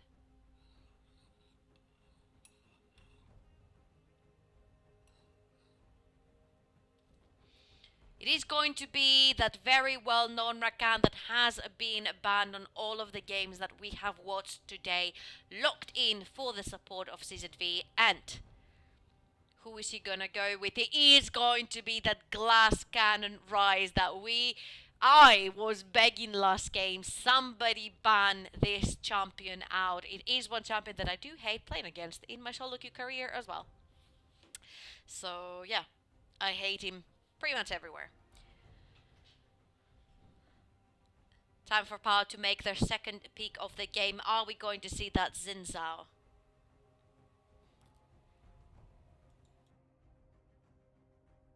Nope, it is going to be the Kazakhs. Another aggressive jungler though for Power Esports. It's not going to be the Xin Zhao, it is going to be the Kazakhs. So another Morgana to complete the bot lane of Power Esports. Zaya, Morgana, this is going to be a very hard ADC to get a hold of if you're CZV. Black Shields, ultimates, anything you want. Last pick for CZV coming soon.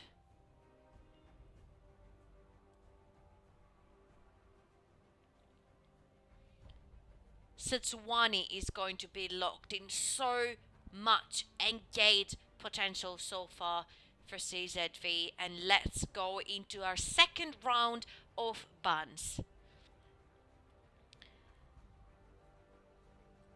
Red side has the first tell on who they want to ban. 10 seconds left on that clock. They need to make a decision, and it is going to be the Zoe banned out. Haven't seen this ban yet. Pretty sure CZV knows something to be banning the Zoya against Power Esports.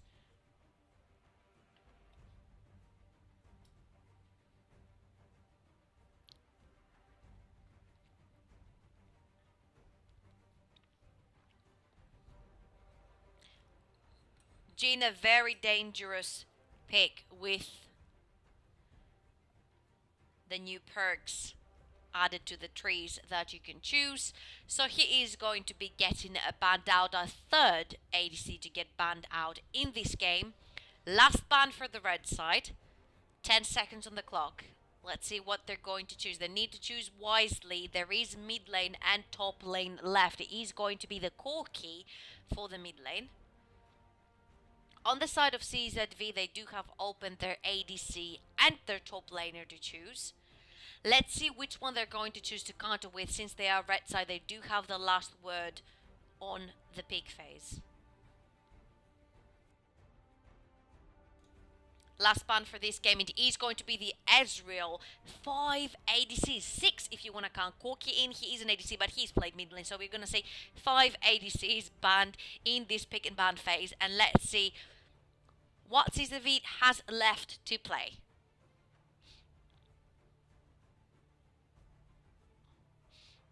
Loads of ADCs out of the way. What's it gonna be? It is going to be that Severe. Somebody asked for Severe in the chat. Well, sir, your prayers have been answered. Here is the Severe. And if it is the Pizza Severe, that's an extra bonus. Is now gonna be getting locked in for the side of Power Esports. We're about to find very soon. 10 seconds on the clock.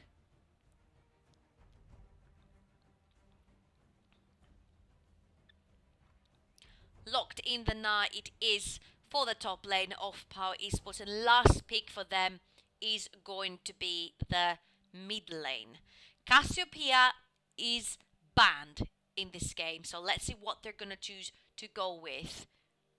4 mid lane bans as well. What has his pool have? Could be a Swain. It could be a Vladimir. We're about to find very soon. 1 second onto that clock. Is this going to be the Anivia locked in? So that is going to be very, very interesting. And like I said, the last word have CZV in this picks and bans phase. The last peak in this picks and bans dance that we've had so far for our first game of this best of 3 that determines the first team that's going to go into the group stage of the tournament. Vladimir could be a pick here. It is going to be the pick for CZV here. It is going to be that Vladimir in the top lane. 2 AP heavy damage dealers in the top and mid for CZV, and on the other hand we do have the Na, which is AD oriented bruiser in the top lane, and Nivea of course in the mid lane. Let's have a little look at the 2 team comps. We do have a ton of engage and disengage for CZV. I could not stress it more right here. Disengage from the Vladimir with his pull. We have engage with the ultimate from Setsuwani, from Rise, from Severe, and from Rakan, which can also, of course, be used as disengage right here. And on the other hand, apart from a bind from Morgana and maybe a very clever wall from Anivia, I'm not sure how this could turn around. What I can see though is very well good disengage from the side of Power Esports. If they can manage to disengage that full on heavy engage that CZV has in their pockets right now and can make a few picks here and there with the binds, with the walls and all that, we could see this very well working. Of course, until our players are ready to go straight into the Rift, make sure to go and check this giveaway. We have exclamation mark giveaway in the chat. 5 vouchers worth €100 each. Now we're going to send it straight into a break and we're going to be back to see what's going to happen into the Rift. Stay tuned.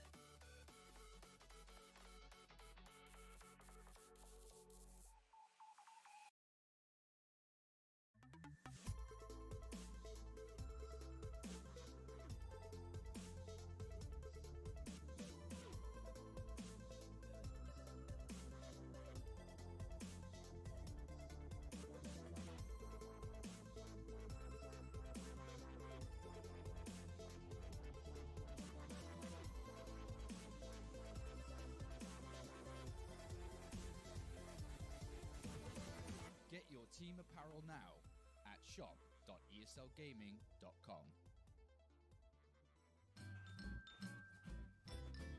You ready? Huh? Hey, boy, huh? You ready? Huh?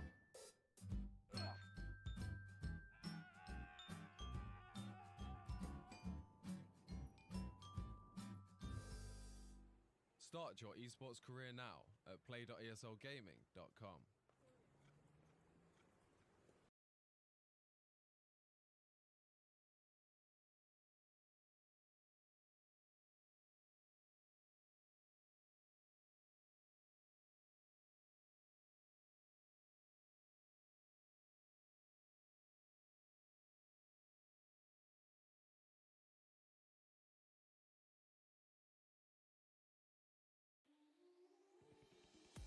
There was a time when you had me falling to the ground, like a king without a crown.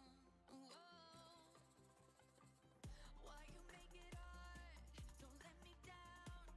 You might as well be lost, but I'm found.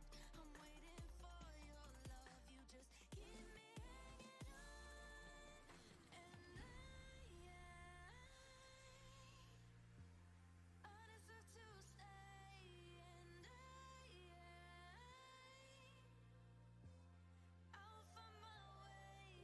Just know you're not alone, 'cause I'm your home. I wanna be with you always. Know you're not alone, 'cause I'm your home. Whoa.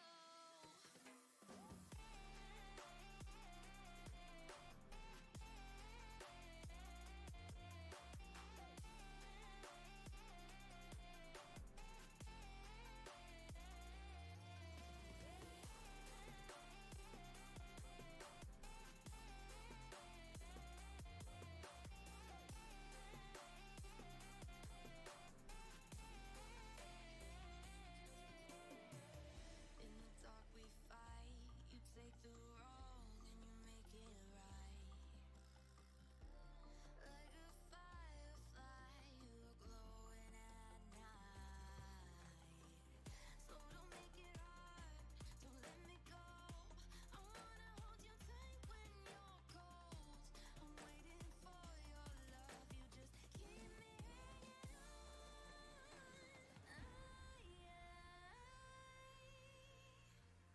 I deserve to stay, and I will find my way.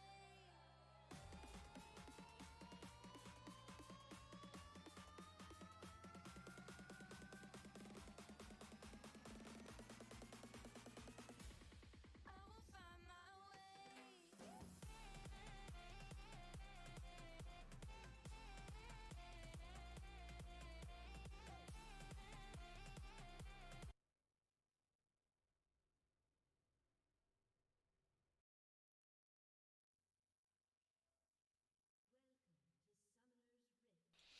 And we have moved straight into our first game of the best of three, ladies and gentlemen. This is ESL Season 7 of the Southeast Europe Championship happening right now between Power Esports and CZV. Let's see who's going to come on top. The winner of this best of three gets the first spot to our group stage. There is also a second best of three happening as we speak, which is going to determine the second person who gets their spot into the group stage.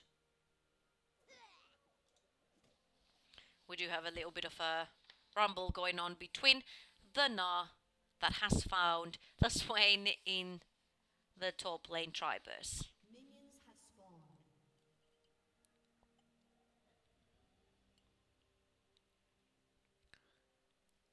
Very passive from both teams from the start.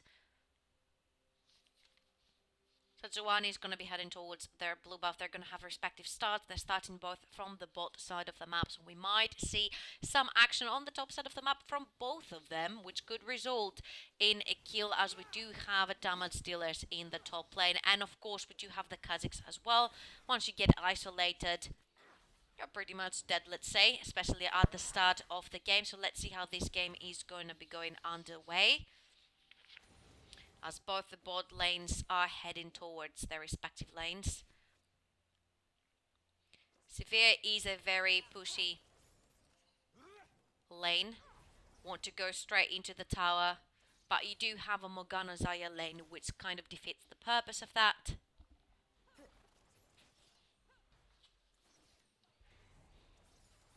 We are expecting this game to go kind of on a slower pace than the other two we watched.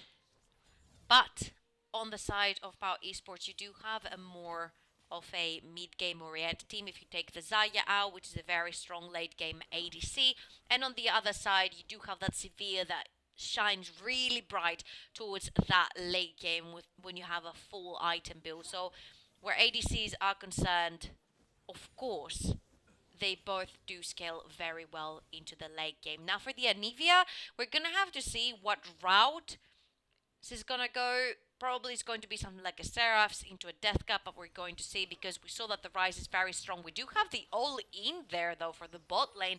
The Ignite was popped by the Rakan to push back the Zarya. The one and only pot that she has been popped, and look who's coming down there, the lady on that bear looking with the tusks coming out. Rakan engage onto the Zarya. Thinks it's pretty much dead to rights right there. The Ignite is going to be going down onto the Rakan though, and first blood goes on the wrong side. CZV did not think this through, but again, this is a win for CZV. The ADC is down. The lane is going to be able, to get pushed, which means that the Zarya is going to lose. If the Severe is able to push that wave all the way to the tower, that's not going to be the case. It is going to be the full reset for the lane, and Zarya is on her way. So we do have first blood for one of these ADCs that scale so heavily towards the late game and is already around 16 CS up at this point. Zeg is going to be able to grab some of that wave that's crashing into the tower right now, and the Rakan has already started roaming. He does have the boots, so we might be seeing very early Mobi boots from the Rakan. I mean, why not? It is one of these supports that you do want to roam them up, you do want to create opportunities for your team, and you do want to put your team forward. And CZV does have the more late game oriented scaling team at the moment, so why wouldn't you want to boost this even further by getting a support that can actually roam into every lane and get lanes ahead?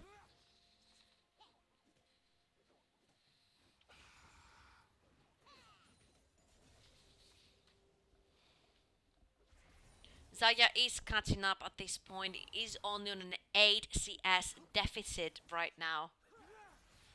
Summoners right now, only 2 flashes up, one on the Morgana and one onto the Severe. So both the bot lanes have to play very carefully right there. Rise is trying to get that punishment down onto the Anivia, but after level 6, I'm not sure how easily Rise will be able to push the lane against an Anivia. We will have to see. Tiers acquired, of course, for both mid laners starting to stack from now. Both these mid laners very mana oriented, and of course with the change of Seraphs, you do get all this extra mana right there, and the build is much more smooth. You're able to buy more smaller items than having to buy needlessly large rod, which acquires you to stay in the lane quite a bit to be able to farm that 1,000 gold more than you need to buy any other item.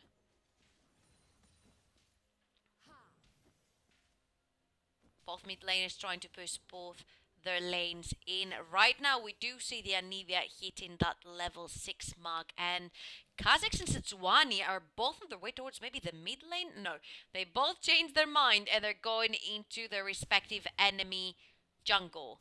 Kha'Zix is gonna be paying a visit into the mid lane, gonna get pinged back. Though Sejuani's in that bot lane again, and remember there's no summoners onto the Zarya. Beautiful black shield, but is it gonna be enough to keep her alive? It is not, and the next skill goes onto that Sejuani. Beautifully done there by CZV, catching up those champions with no flashes left. Black shield might have initially helped with the first CC that might have landed, but then again, there was no flash or heal on that Zarya to be able to save her.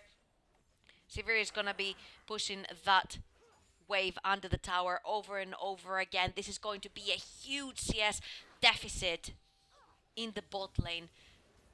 Right now we will have about 20 CS difference here between the ADCs, and that Kha'Zix has to push the lane for it to be reset exactly. And here we have a 20 CS deficit between the two ADCs in the bot lane. The lane, of course, is going to be getting reset as the Zarya just arrives into the bot lane. And let's see where the junglers are going to focus next. We do have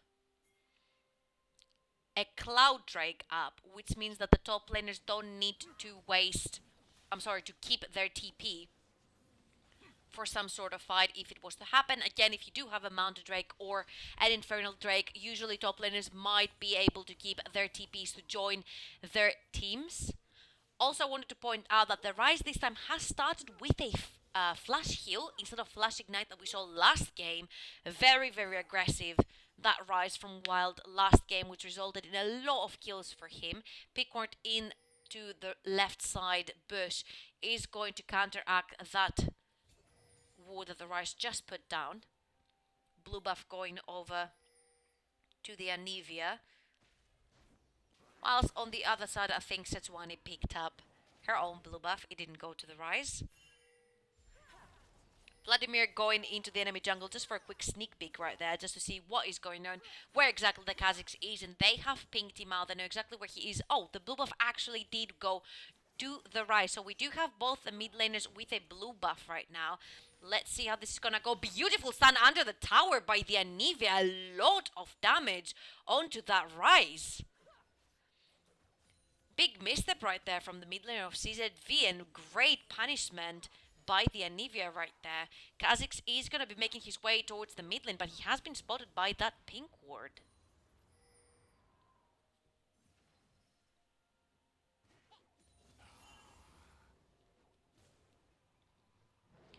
Very even the CS all across the board, of course, except that bot lane. We do have the Megana right now, trying to put a little bit of punishment down on that Vladimir, but he is going to be able, of course, to sustain Gnar onto the wall for the Gnar. He does not want his enemy laner to farm more than him, but he is at this point. Sejuani is waiting for the right moment to be able to gank bot lane yet again, but look how pushed the Anivia is in the mid lane. There are no wards. There is the Kha'Zix around. They are going to be diving that Ryze at this point, but the Sejuani is right there. So I'm not sure what the Ryze is doing right there. The ultimate from Sejuani is going to miss. Flash forward from the Kha'Zix, but he is going to be going down. The Ryze uses both his summoners to get away defensively. And in the bot lane, we do have another fight. The Rakan has already gone down with his ignite and flash up, and the Zarya is trying her hardest to try and get Sivir as well. Sivir with both her summoners up. That's when I would like to get some replays over and over again, because that Rakan went down with his flash and ignite up, and that Sivir did not use the heal to try and save him. I mean, I could understand that if he get caught and the ignite goes down from the Morgana. Healing when you're really low, it could be a bit of a waste, but good job from the bot lane of Power Esports to be able and 2v2 the situation and come out on top.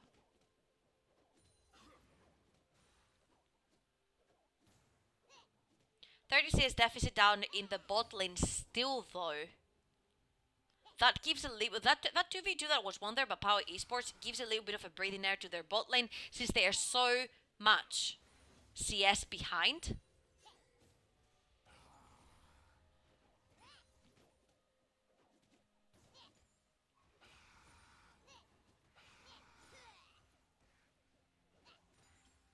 Back and forth all in the top lane. I don't think these two champions can actually go head-to-head right now. There are no ignites in the top lane. There is a spellbook onto that Vladimir, which is going to reduce drastically the cooldown on his teleport and his flash, of course. But I don't see a way that these two can go head-to-head. Gnar is going to be used, and the Vladimir ultimate is going to be going down. Pool will be popped very soon. There it is, and the Rakan flash ultimate is going to be going down onto the Kha'Zix. They can see where he is, but is he going to be able to get away? No, is the answer, and Rakan is going to be able to get that kill. Not sure it's where you want to get the kills, but a kill is a kill, and CZV is going to take it along with the Cloud Drake. And look how Gnar is proxying up in the top lane right now.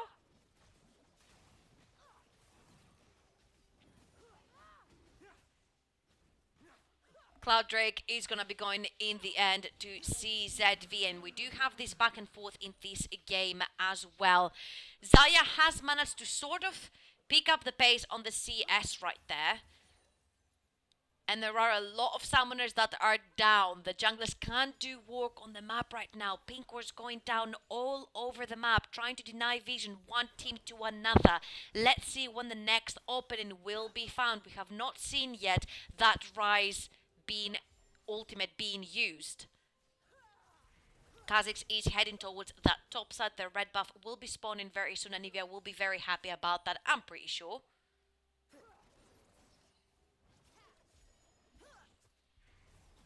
Zaya might be caught there. She does have the ultimate, might have to use it at this point. There you go. She does use the ultimate. That means, though, a big cooldown is down, and the Satsuani is recalling at this point. I'm pretty sure she is going to start to be heading towards the bot side, and this is where it's looking like she's heading. She's going to be giving that blue buff over to her favorite mid laner.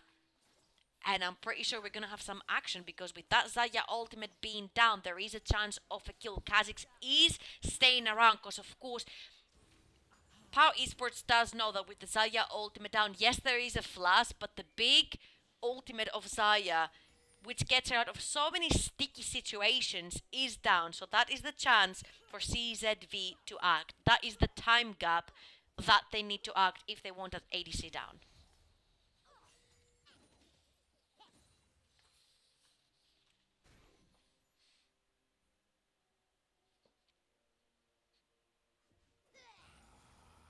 Knocking onto the top tower right there for the Gnar is doing an amazingly good job at pressuring that tower while pressuring the Vladimir at the same time. This top tower could be going down very, very soon. Setsuani is really set onto her task. And the Rise is going down there again, but they are walking onto a ward. And look at them, there's 3 members of Power Esports right there. They have smelled it from miles away. They know what CZV is up to. And CZV is going to be like, alright, since you know we're going to be ganking you, we're going to stick to the tower. But Anivia is on the way down there as well. And they're going to be calling it off for now. They want to be pushing that tower in. There's no dragon to contest. It is just the tower. So we are playing right here for the first tower into the game as the Gnar continues to be putting that pain onto the Vladimir. Vladimir ahead in CS though, even though he's been pushed out of the tower over and over again and made to recall back so many times. Gonna be healing off of the Gnar right there. This is what's keeping him alive. The fact that this champion sustains so much during the game and he can stay onto his lane for so long. Proto Belt is gonna be completed for the Vladimir as well, so even more sustained for him. And the Zaya is all alone in the bot lane. Remember, there's no ultimate. The ultimate is just back. Ignite's gonna be going down. Heal and flash. Use flash from the Severe, and he is gonna be going down. Oh my god. That ultimate was seconds away from being up, but it might have also been up. Both the ultimates used into the top lane. The Vladimir's in a lot of trouble. When is the pool gonna be popped? It is gonna be popped right now, and the Kha'Zix is heading top side as well. 2 kills though going on Rakan because of that ignite and flash used from the Severe. This top tower is gonna be going to the Gnar. Of course, he's been knocking on it for a very long time. 1-on-1 it will be on towers in very little when the Gnar manages to finish this tower. But the Kha'Zix has been caught. Going to be hopping and skipping and jumping onto the other side of the wall and getting away. Taking with him probably this pink ward on his way. Able to clean out vision from CZV is very important from that Kha'Zix being able to move from brush to brush without being detected.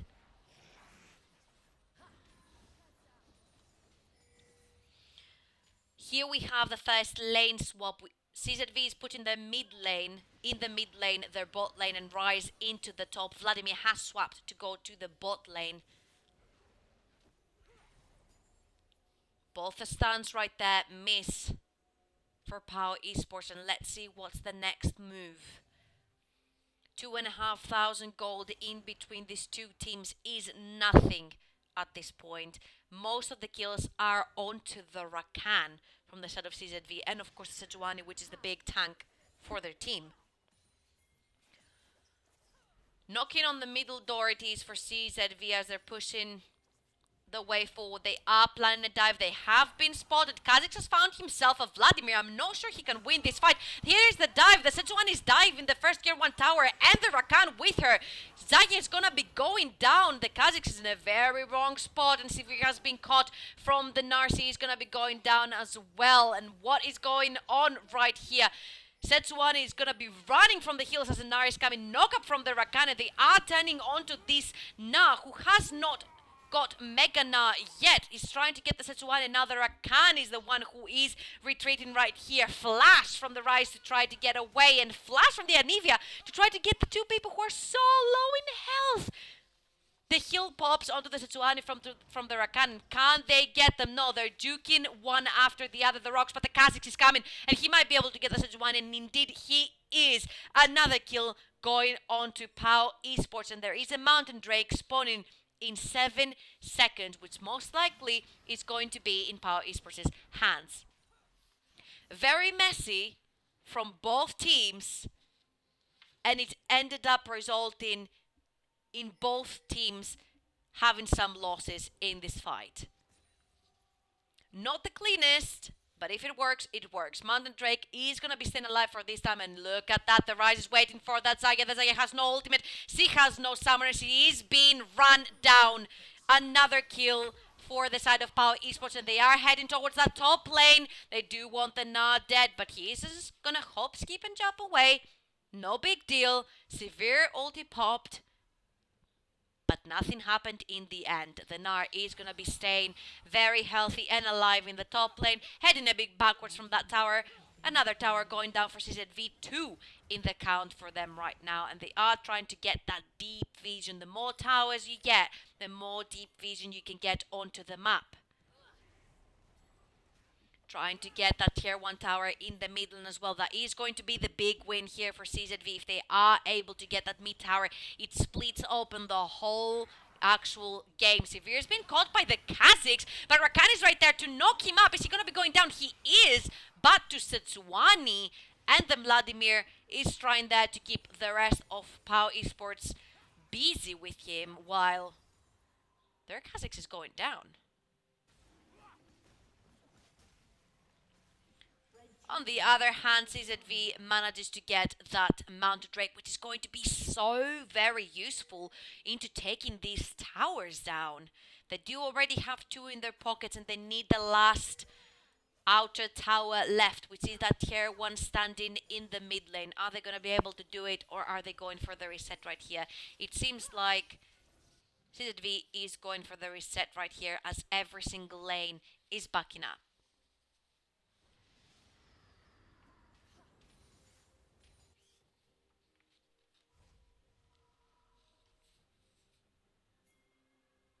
Severe is actually going to stay for another wave, it seems. Really wants that farm going. The Zaya is there, and she's very, very healthy. So Severe has to be careful because there are no teammates around yet. Now the Rakan is arriving on the mid lane, and the vision action is going to be starting again. Look how deep woods they have. CZV has in POW Esports' jungle. The more outer towers that go down, the more you get deeper jungle into the enemy territory. That's exactly what CZV needs to push their lead even further. The lead is only 2k ahead, and they are engaging onto that Severe. Again, beautiful taunt right there from the Rakan to try and keep his ADC alive. And the Sejuani has arrived. The Redemption is going to be going down, as well as the Kha'Zix is going to be going down. Sejuani ultimate right onto that Morgana, who is going to be falling to the hands of CZV's jungler. Flashed away by the Severe to avoid her certain death right there from the Anivia. And it's going to be called off right here. 2-0 for the side of CZV. 5 to 10 kills. They are pretty much ahead right here, 3k ahead. And Anivia has found herself a Vladimir, but I'm not sure you want to be taking this. Nar has been caught off in the bot lane all on his own. The stun is going to be popped right about now. Then knock up and another kill for that Rise. 2-0 and 2. And you guys, we know what happens when that Rise gets a lot of kills and a lot of love. Another flash force right there from the Zaya, who had no ultimate. Beautiful proto belt right there from the Vladimir. And the last tier 1 tower for Panathinaikos Esports is going to be falling down. Great work for CZV. Very nice rotations so far. And we said it before, if one of the two teams has the most late game team, it is CZV. I mean, you do have a Zaya on the side of Power Esports and an Anivia, but on the other hand, you do have more tanky members, and the later this game goes, all these tanky members will be able to help their ABCs and ADCs to stay alive against that Kha'Zix. That Kha'Zix will have literally no way out. The second he gets into that team, you do have a taunt coming in from the Rakan. So it's really tough task to ask from that Kha'Zix towards the late game to find someone to kill.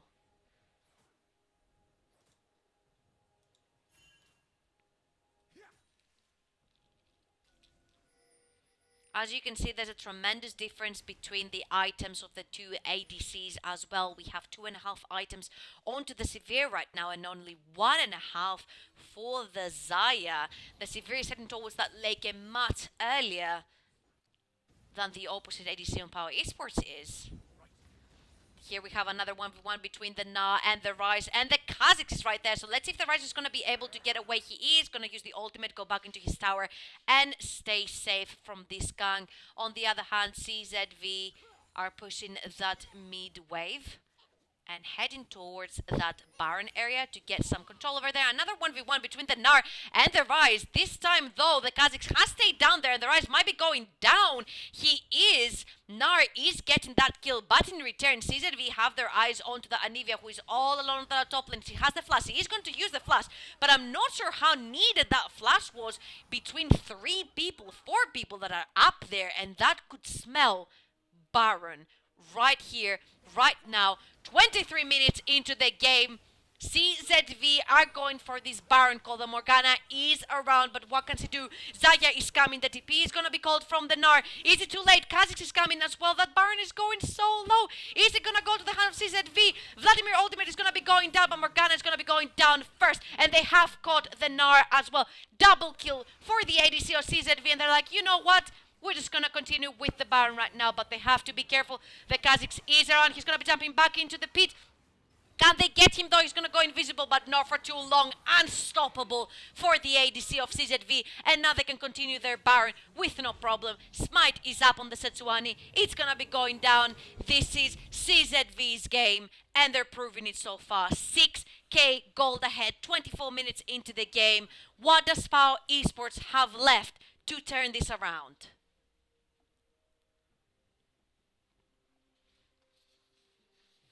I am losing my voice slowly but surely here, but I'm enjoying these games more than you guys can imagine. I hope you're enjoying them too. Solo casting today, but we're gonna get through this. We are gonna get through this because these games are lovely to watch. Another Dragon is coming up in literally 20 seconds from now. And let's see what CZV wants to do with this Baron buff. So far, they are splitting 1 and 4. The Vladimir down in the bot lane against this Snar. But, as you can see, the bot lane tier 2 is pretty low. So with these Baron up minus, we could be seeing a very fast tier 2 going down. Look at all this damage coming in, and there is the engage from the Rakan. Kha'Zix is down. Morgana is down. Zaya is down. Oh my god, Power Esports, what have you got left? They have got the Anivia onto the flank. The Rise is going to join them as well. Triple kill for the mid lane of CZV. And the Vladimir wants the whole team dead. And it is going to be ace for CZV. Beautiful work right there. Amazing coordination around the map. And it is going to be the forfeit for Power Esports. They need to get their heads together. They need to think of the next game, and this is exactly what they're going to do. Good game, well played to CZV, winning the first game of this best of 3 series. What a beautiful game, guys. What a beautiful game. Amazing coordination by CZV. Of course, we're not done. This is a best of 3. Pau has every chance in the world to come back. We're going to send it very quickly into a break, and we're going to be back for our second game of the best of 3. Is Power Esports going to come back, or is CZV going to take it 2-0 and get straight into the group stage? We'll find out very soon. Stay tuned.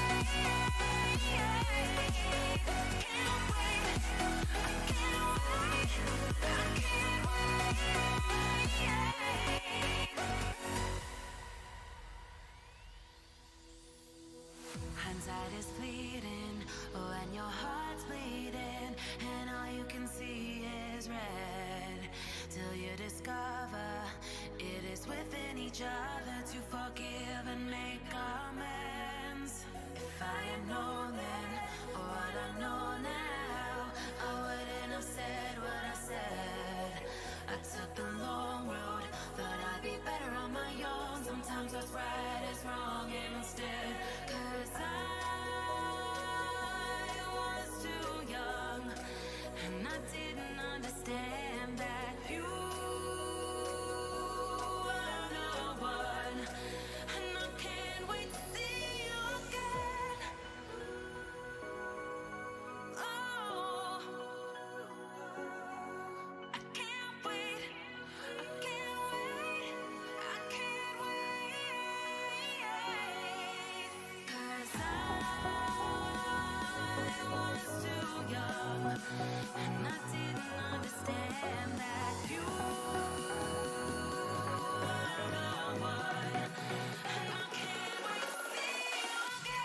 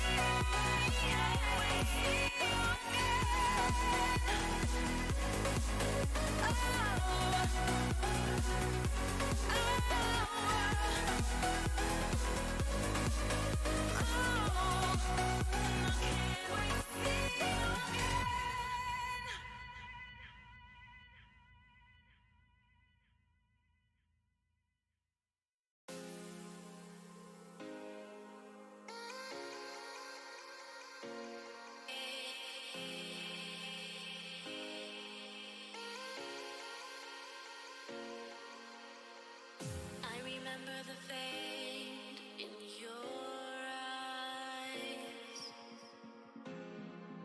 I'm lost in space, floating away.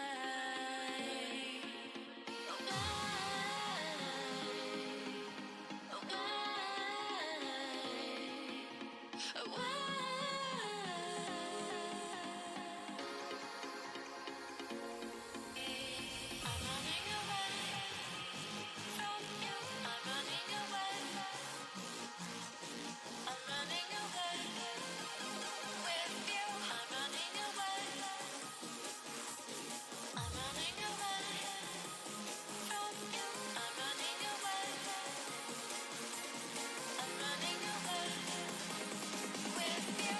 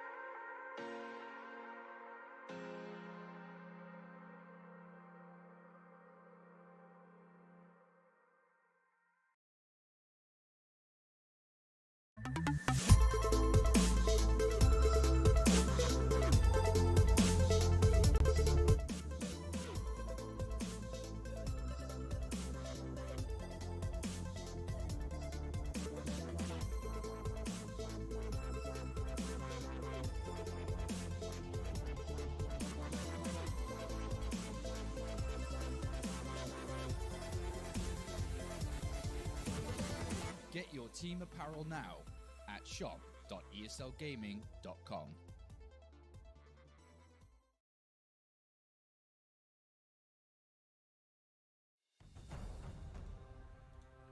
Welcome back, guys, to ESL Southeast Championship Season 7.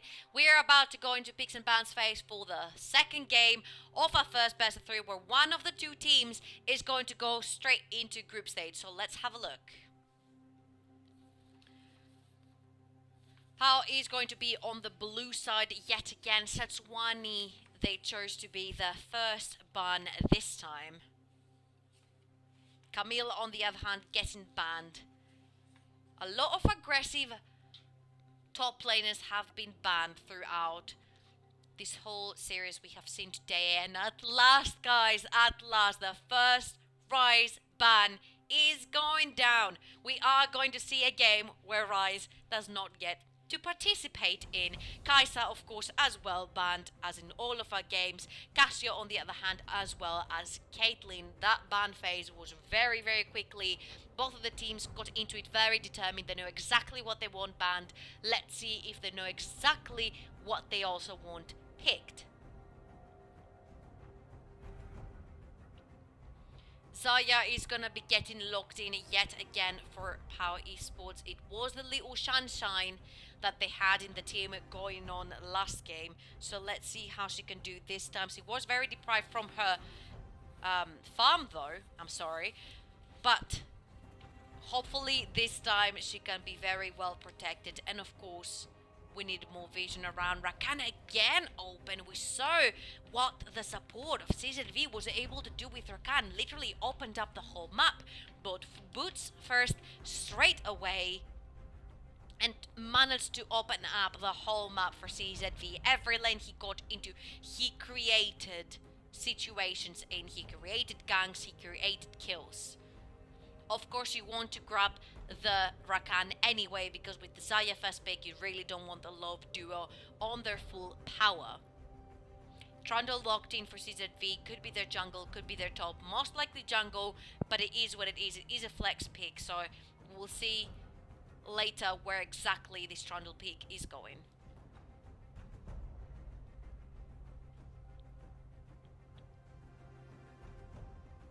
Zinzao this time is going to be locked in for the jungle. I'm so excited to see very aggressive picks, by the jungle of Power Esports. Last time we saw the Kha'Zix, which didn't work very well due to the comp that CZV had, but this time the Zinzao can very well work in their favor. We will see what the third and last pick it is before we have to jump into the second ban phase.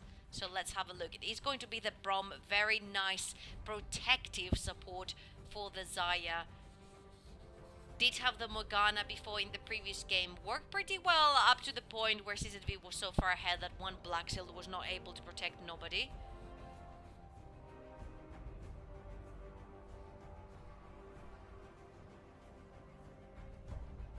Last pick before we jump straight into the second ban phase between these two teams. Second game of the first best of 3. Another best of 3 is going on right now, which is going to determine the second team that's going to move straight into the group stage. Syndra is going to be picked into the mid lane. Another very, very strong AP champion. A lot of damage coming out from the mid lane of CZV. Double ADC bans. Tristana banned from the side of CZV, which is a little bit weird since Pau had already picked Zaya. But we will have a look.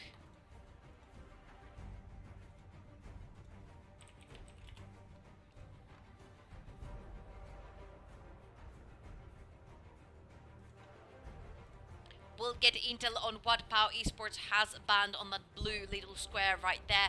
On the other hand, Vladimir is the last ban for CZV.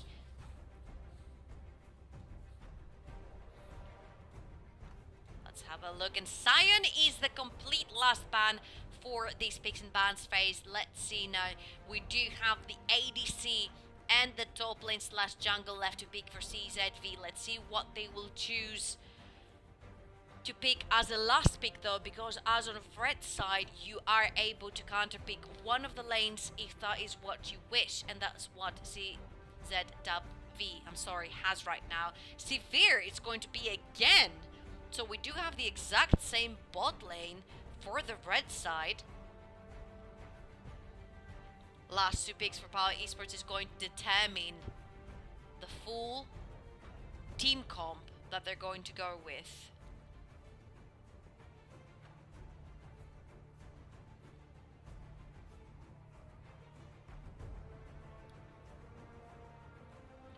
Nar locked in again for the top laner of Power Esports, the same champion that he played in the previous game. And Corki could be this time the mid laner they choose to go with, as Corki was banned from CZV in the previous game. Is it going to be the last lock-in for Power Esports in the mid lane, or are they going to change their mind? It is going to be it. Playing, of course, against the Syndra does stop the Trinity Force power spike. He has to go the route of Hex Drinker first, so that does delay the power spike of the Trinity Force in the mid game for the Corki. We'll see how CZV wants to play around that in the mid game. Last pick, 10 seconds left on the clock for CZV to complete their team comp right here, and it is going to be the Shen. Another very, very strong engage comp coming out from CZV, but this time a much more complete comp from Power Esports as well. Zinzao can peel back for the Zaya, as well as the Corki can peel back for himself. Again, there isn't any engaged potential for Power Esports unless we do see a flank from the Gnar or the Zinzao. But we will see very soon what Power had in their mind. Is it going to be a 2-0 clean sweep for CZV? And of course, are they going to grab the first spot in that group stage? Or is it going to be Power fighting back and getting that 1-1 into their pockets, hoping to go into a third game and claim their spot right there? We'll be right with you in a little bit. But first, let's take a break before we jump into the Rift. Stay tuned.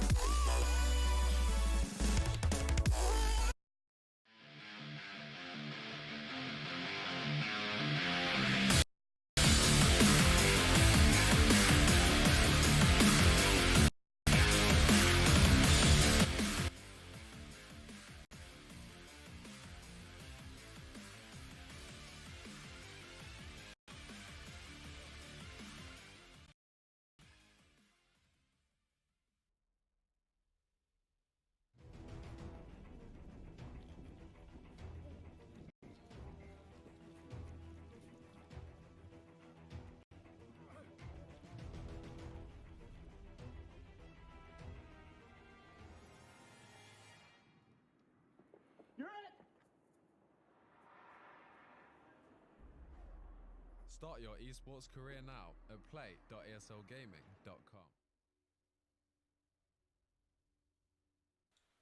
And we have moved straight into our second game of the first best of three between Power Esports and CZV. Welcome back, ladies and gentlemen, to ESL Southeast Europe Championship Season 7. I'm Jojo Troubling Paras, and I'm going to bring you maybe the last game of the day. If CZV can take this a 2-0 clean sweep and eliminate Power, then they take the first spot in the group stage. On the other hand, we do have Random 5 versus Wild going on at this moment, the second semi-final, which is going to determine the second team that's going to go straight into the group stage. Random is leading 1-0 right now. So let's see what is going to happen right here. We do see that belt zone coming out from both teams right now, covering all the exits and entries of their respective jungles. And we shall see where the teams choose to start from, where the junglers, choose to start from. They know the Rakan is right there. They are going to meet him right now, but he's just going to skip away. So not much damage done there. Blast Cone is going to be popped by the Trundle. Very late invade right here from Power Esports. Do they know it? Have they seen it? The Trundle is sitting right there, and he is going to be starting the blue buff all alone. He is going to be getting caught and going down, and it is going to be first blood for that Xin Zhao. Very aggressive jungler. Does need that first blood to get going, and that is exactly what Power needed to start the second game very strong. He's going to put that Trundle so far behind right now, and he is going to take his whole jungle as well. It's not just going to leave it like this. The only thing that was banned was the Ignite from Brom, just to make sure that that Trundle had no way out, even if he flashed. Very well played by Power Esports right there.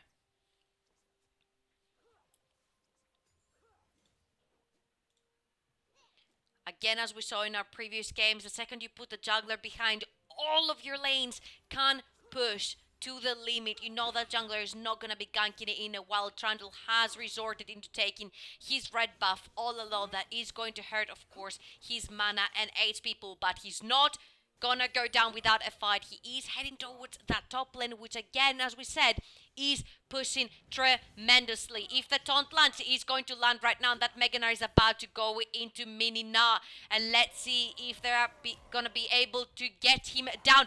Double flash from the CZV crew, and indeed that Gnar is gonna be going down. I just said by putting the jungler behind, all your team can push tremendously without having the fear of the jungle. That's exactly what the Gnar was doing, but the Trundle had other plans. Level 2 gank in the top lane, successful for CZV, puts a kill under the belt of their top laner.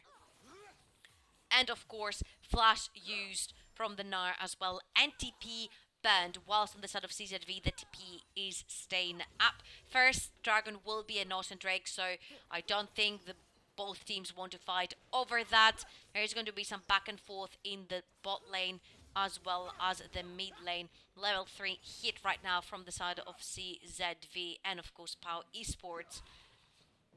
I am very, very impressed by the moves of the Trundle right now. Put behind, so it makes the solo laners think they're safe, but they are never safe. Let's not forget though that the Shen flash is down right now, so if the Xin Zhao wants to pay a visit in the top lane, he very well can. The summoner is gonna be down for a while now, so if they have a time to be able to get advantage of that, now is the time. Another TP used in the mid lane. Beautiful dodge right there by the Corki.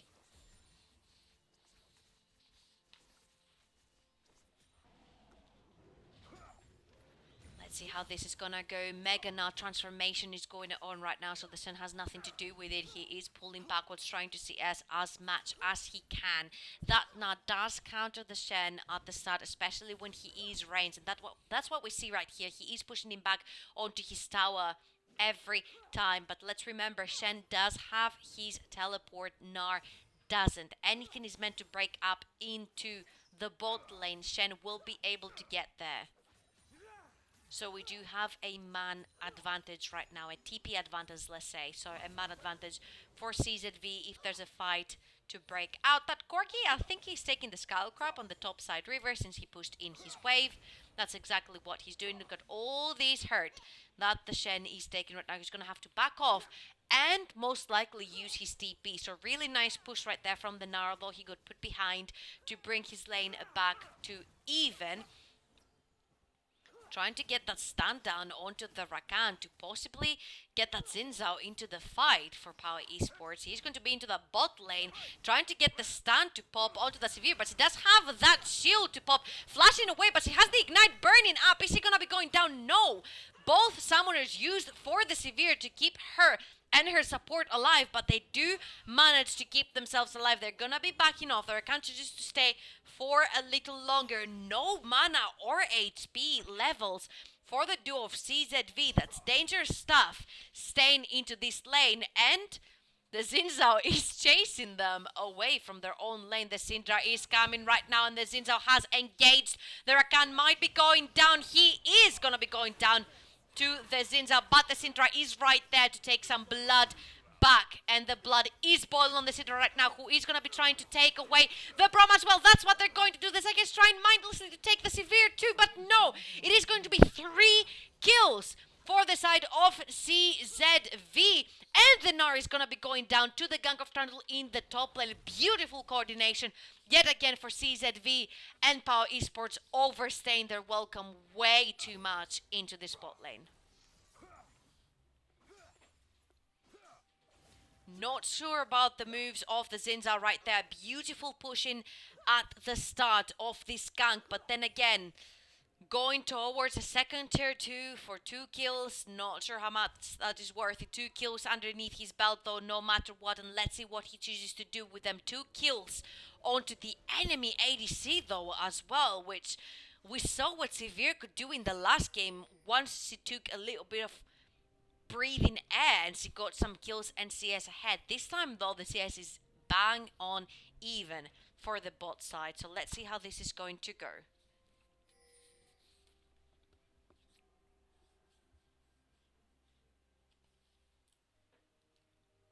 We do have a reset for both teams right now. They are trying to get the vision they lost. Power Esports trying to keep themselves safe. Look, they have 4 pink woods right now onto the map, and the Zinzao has found himself a Trundle up there at the red buff. There is a fight going back and forth. There is a Shen ultimate ready to go at any point right now. They are pinging the Syndra into the mid lane. Maybe Zinzao is going to try to get a gank going on in the mid lane. Zinzao has been pinged away though. There is a flash on the mid lane of CZV if anything's about to break. And that Zinzao is in the mid lane right now. Syndra is just simply just going to walk away. We are going to see more action happening when the package, of course, arrives for the Corki. It is going to be much more fun to watch. Syndra is playing with 2 people in the mid lane, 1v2. Zinzao and Corki has to be very careful because when you play with the fire, you might get banned. That Corki, though, is going to W away and he doesn't have a TP up, which means that he is going to lose a lot of that XP and CS because Syndra is going to be able to push that wave underneath his tower. Syndra starting to roam towards the bot side, has been spotted and spam pinged this whole time, but they are going together with the Trundle. Nard does have the TP up. Corki is going to have his very soon, so that could turn very sour if CZV choose to dive that bot lane tier 1. They're going to choose otherwise, of course, they know that there are no TPs available. There is a Sen ultimate though, but there is a Meganar up there, so there is a chance of it being cancelled. Trundle on the bot side river. We have the first TP. We have the Shen ultimate onto the Syndra, and there's a lot happening in the mid lane. They will get the Corki down. Unfortunately, the camera was not there to capture it, and the TP is coming through for the Nard. Double kill for the Sen. Unfortunately, we didn't get to see this either. And the Rakan wants to go in. He will get the double taunt. And the Braum is going to follow, going back into that fountain sent very early. The only one who stayed alive is the Zaya, but they don't care about the Zaya. They have got 4 members of Power Esports sent straight back into that fountain. 9 kills in 9 minutes for CZV. That is immaculate.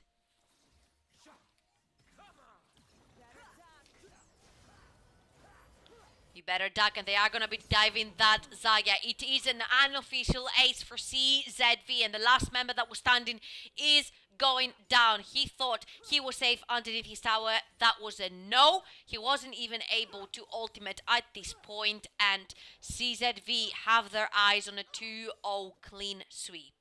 They are right now 2.5, almost 3k ahead at this point in the game. 10 minutes into the game, that's a huge lead, 3k. And most of it is on that Shen. 5-0 and 2. I mean, how do you go against that Shen if you're the Gnar? Oh boy. God bless this Gnar having to go toe-to-toe to that 5-kill Shen.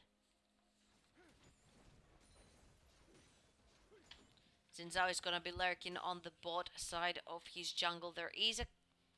I'm sorry, I was about to say Cloud Drake, but no, there is an Ocean Drake hanging around the bot side of river as well. And let's see which team is going to choose to take him. They have caught the Zinzao again, or has the Zinzao caught the Syndra? He is going to be killing the Syndra. 2v1. Beautiful work right there from the jungler of Power Esports. And now he has his eye onto that Rakan. Is he going to be diving the tower though? That is the question, and the answer is yes. Flash away from the Rakan, but can the Zinzao get him? Ultimate is going to be popped with the Rakan and running away, but that is a summoner. The Rakan is hanging around, and the Zinzao is not giving up. He wants blood and he wants to draw, but he's running into 2 more members of CZV. I'm not sure he wants to be doing this. The Trundle is right there, and Zizao has been caught. Can't they kill him though, because the Corki has joined him into this fight. The Sen is right there. No flash taunt available for him as his summoners are down at this point. And Notion ultimate as well. Going close to the fire will get you burned. The Trundle is playing way too much with that Zinza, but Zinza has overstayed his welcome yet again, and he's gonna be getting down for that. Corki is going to be getting caught as well, trying to help his teammate, and double kill again. Beautiful work by the Zinzao, but overstaying his welcome yet again is going to result in him and his teammate dying at this point. And this is most likely going to be a mid lane tower as well for CZV. Beautiful rotations all over the map. Let's see if they're going to choose to go straight into the Rift Herald, which it seems to be the case for CZV. Sent the bot lane to clean this bot wave that is going to crash onto the tower right now. Nar is toying with that Shen, but that Shen is 5-0 and 4. I don't think you want to be playing with this Shen, my friend. Trying hardest, and the Nar is keeping up in CS. Very good job right there on the Nar. Even though he's 0 and 4, he is keeping up with the CS game. And all over the board, to be honest, everybody's keeping up with everyone in CS. So that is not really the point. The point is more the decision making. Pau choose to follow against all the rotations of CZV. It feels like CZV is a step forward, and every time Pau oversteps, they are there to punish that. Another Tier 2 tower is going to be going down for CZV, second for them, and the Zizan has caught the Syndra yet again. We saw what happened last time he caught her. He was able to 1v2 her, but this time the Trundle is there. Nothing's going to happen, just the pillar to scare them away. Zinzao playing very aggressive again. He's gonna be getting taunted by the Rakan. The Corki is around as well. Zinzao gonna be engaging back. I'm not sure that's what you wanna be doing. And Trundle is gonna be taking that kill. 3-1 and 6 for the jungler of CZV. This game seems to be moving really fast yet again. Going on to a 4k gold lead slowly but surely for CZV. Gonna be starting the Rift Herald there by the Rakan. But no, he was just toying with it. He's not going to start it. Corki taking... Oh, they actually are going to start the Rift Herald. Trundle is going to be taking it on his own. Corki with the last HP that he has left is going to be going towards that blue buff, taking it, resetting, getting back into the lane. We're going to be having that engage onto the Severe, but she does have the Rakan right there. Knock up onto the Brom, and I'm not sure you're going to be taking this 2v2, but it's not really a 2v2 because the Trundle is right there. But does Power Esports know that the Trundle is there? Ultimate is going to miss by the Brom right there, and the Zinzao has arrived. Let's see if they can find an opening right here. There is a flash on the Severe, and there is a heal, so has both summoners, but also Brom has a flash for that quick application of his passive, of course. Is Power Esports going to dive right here? The duo lane of CZV. He's going to be getting caught all alone again. And he is going to be going down rampage for the Trundle of CZV. 4-1 and 6. Another misstep from the jungler of Power Esports. His bot lane was not able to follow. Look at that HP on the Zaya. He does have ultimate. He does have flash as well. Ignite is going to be going down onto the Severe. The ultimate goes down from the Zaya as well. Is he going to be going down? Shen ult comes in. And here comes the Corki. But who's going to be running back? The Brom is going to be going down. And Shen has caught himself some prey right there. Is going to be the Mininar. Growing into Meganar right now. Throwing everybody away. Beautiful flash to get away from the knock-up of the Rakan right there. But that's a 5-man CZV surrounding that top lane tier 1 tower. Are they going to be able to get something from this? They're not. Nar's going to be going down, and away it's going to be jumping. The Cork is going to be getting ultimate by the Syndra. But you know what? We don't care about the Syndra. Trundle is getting all the kills here. Trundle deserves all the fame right here. And the Zinza is going all alone into 3 members of CZV. Is he going to be able to get the Rakan down? He's not. Syndra claims this kill this time. And the Zaya might be left for dead right there. But the Braum is right there to back her up. What is going on in this game?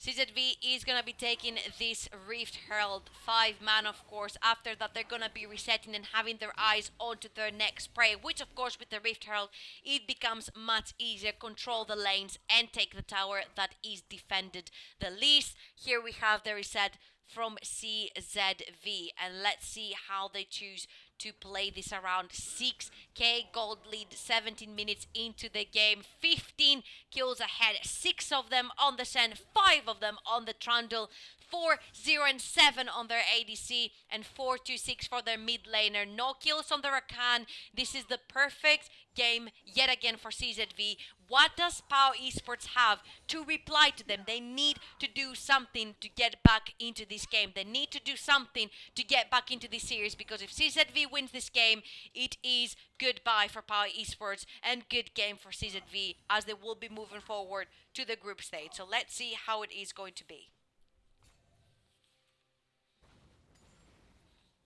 Every slight mistake PAO Esport does, it seems like it is being instantly punished. They have got themselves a Zaya into the mid lane, taunted straight away, and no room for her to ultimate. She is going to be going down, unstoppable for the ADC of CZV. The Herald is going to be popped into the mid lane. They have got themselves a Xin Zhao yet again, who is going to be going down. The question is to who? It is going to be that Trundle dominating for the jungler of CZV, and oh my god, I'm having deja vu. I have seen this before in the previous game. Not like this, PAO, not this time. You need to prove that you can take this series to 1-1. First inhibitor tower is gonna be going down, and they are trying to get more kills from CZV. 1 inhibitor tower is not enough. They want this Braum down as well, and the Braum is who they're gonna turn their heads towards as well. But they have to start backing off, because the Zaya is right there. The Braum is gonna be able to get out. Ultimate popped by the Zaya, and that is all she had. Shen is coming in. The taunt is gonna land, and she is good as dead. Now they're onto the Braum, both the Trundle and the Shen. Double kill for the Sen, 8, 0 and 6. And who's next? CZV is asking shutdown for the Trundle. It was about time, and another shutdown onto the Sen. PAO is answering back. Their inhibitor has not gone down yet. That is a breath of fresh air. That is a little bit of a breathing room that they can get 30 seconds onto that Baron. PAO needs to be getting their vision down now before CZV's team is all up and running and they get hold of that Baron area yet again. Woo! It feels like not just PAO needs a little bit of a breathing air. I need some too.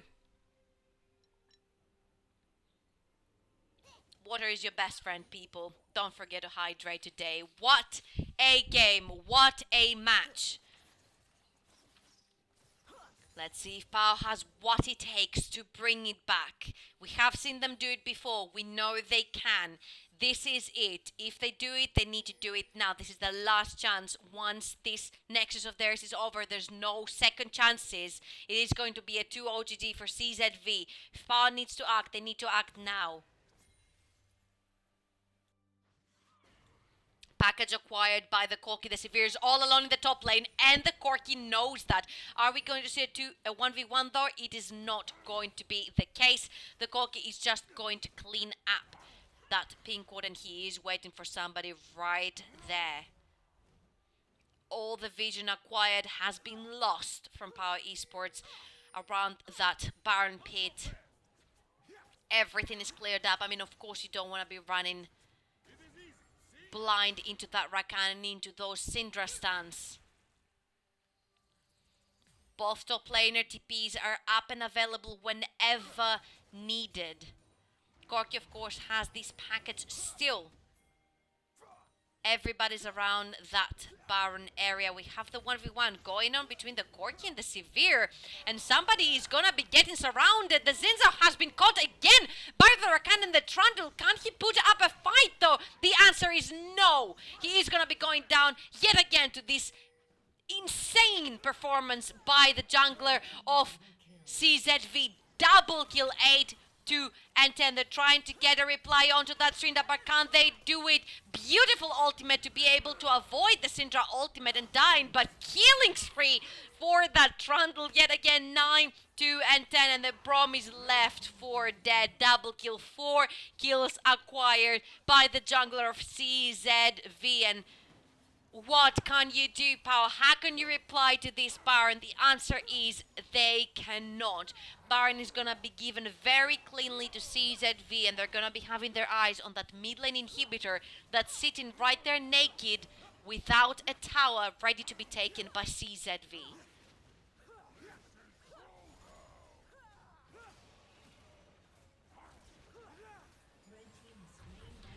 $9K gold ahead for CZV after this Baron. He has got himself a Syndra and forced the flash. Very nice right there, done by the Zinza, forcing the flash out of a very immobile Syndra. It still does have the heal, but that will determine a lot onto the next fight. Having no flash on such an immobile champion, it could be that opening that Pao needs. If you catch the Syndra, you might be able to turn this around. The next fight will most likely determine how the game goes. If Pao loses the next fight, there is a high chance they are going to lose the whole game. If they win it though, high chance of them coming back into this game. Oh, they do want that Zayan. They are gonna catch her. Taunt is gonna be going down, and they have got that flashless Xin Zhao. He's gonna be going down as well. And they do have themselves a pretty empty mid lane to go towards with full Baron up minions. 20-second death timers though. They can take that inhibitor, but can they take any more than that? Inhibitor is gonna be starting to get chunked right now by 4 men of CZV. Shen is waiting on the side lane with TP up and ultimate up if needed. And CZV is gonna be going straight into the win here. First Nexus Tower is going to be going down. And what can Pao do? How can they reply to this? Taunt is gonna be landing onto the Nar. He is gone. He is deleted. Same as the Xin Zhao jumping in. And they do want everyone. They do want the ace. But most of all, they do want that Xayah. Ultimate is gonna be keeping her alive. No! Huge crit coming back there from the 2 only items. Severe. 2 Nexus Stars are gonna be going down, and they have their eye onto that Nexus itself. Beautiful game for CZV. Good game, well played by CZV. They do get the first step. They do get it done. They are the first team to join, of course, the group stage of a tournament. Good game well played to CZV, and of course a big thank you to Power Esport for joining us into this tournament, and we will probably be able to see them next week if they join the qualifier as well. Of course, that was the first qualifier. If you want to join ESL Sec as well, all you have to do is join our next qualifiers. Exclamation mark qualifier in the chat, exclamation mark command in the chat to check the next commands. I'm Jojo Traveling Paras, and that was our first qualifier. Thank you guys so much for joining. ESL South is your championship for the first qualifier of season 7. I want to thank you so much for joining me, and we'll see you guys next Saturday.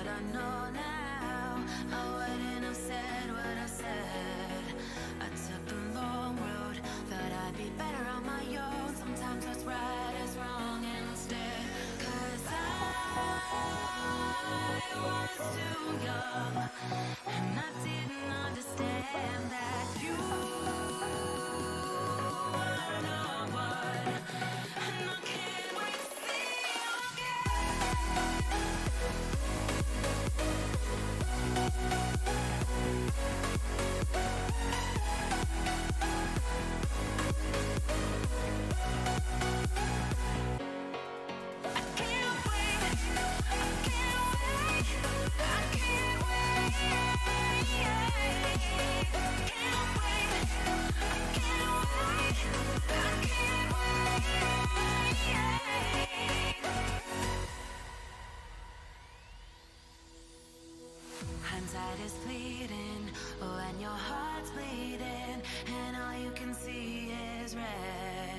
till you discover it is within each other to forgive and make amends. If I had known then what I know now, I wouldn't have said what I said. I took the long road, thought I'd be better on my own. Sometimes what's right is wrong instead, 'cause I was too young and I didn't understand that you are the one, and I can't wait to see you again. Oh, I can't wait, I can't wait, I can't wait.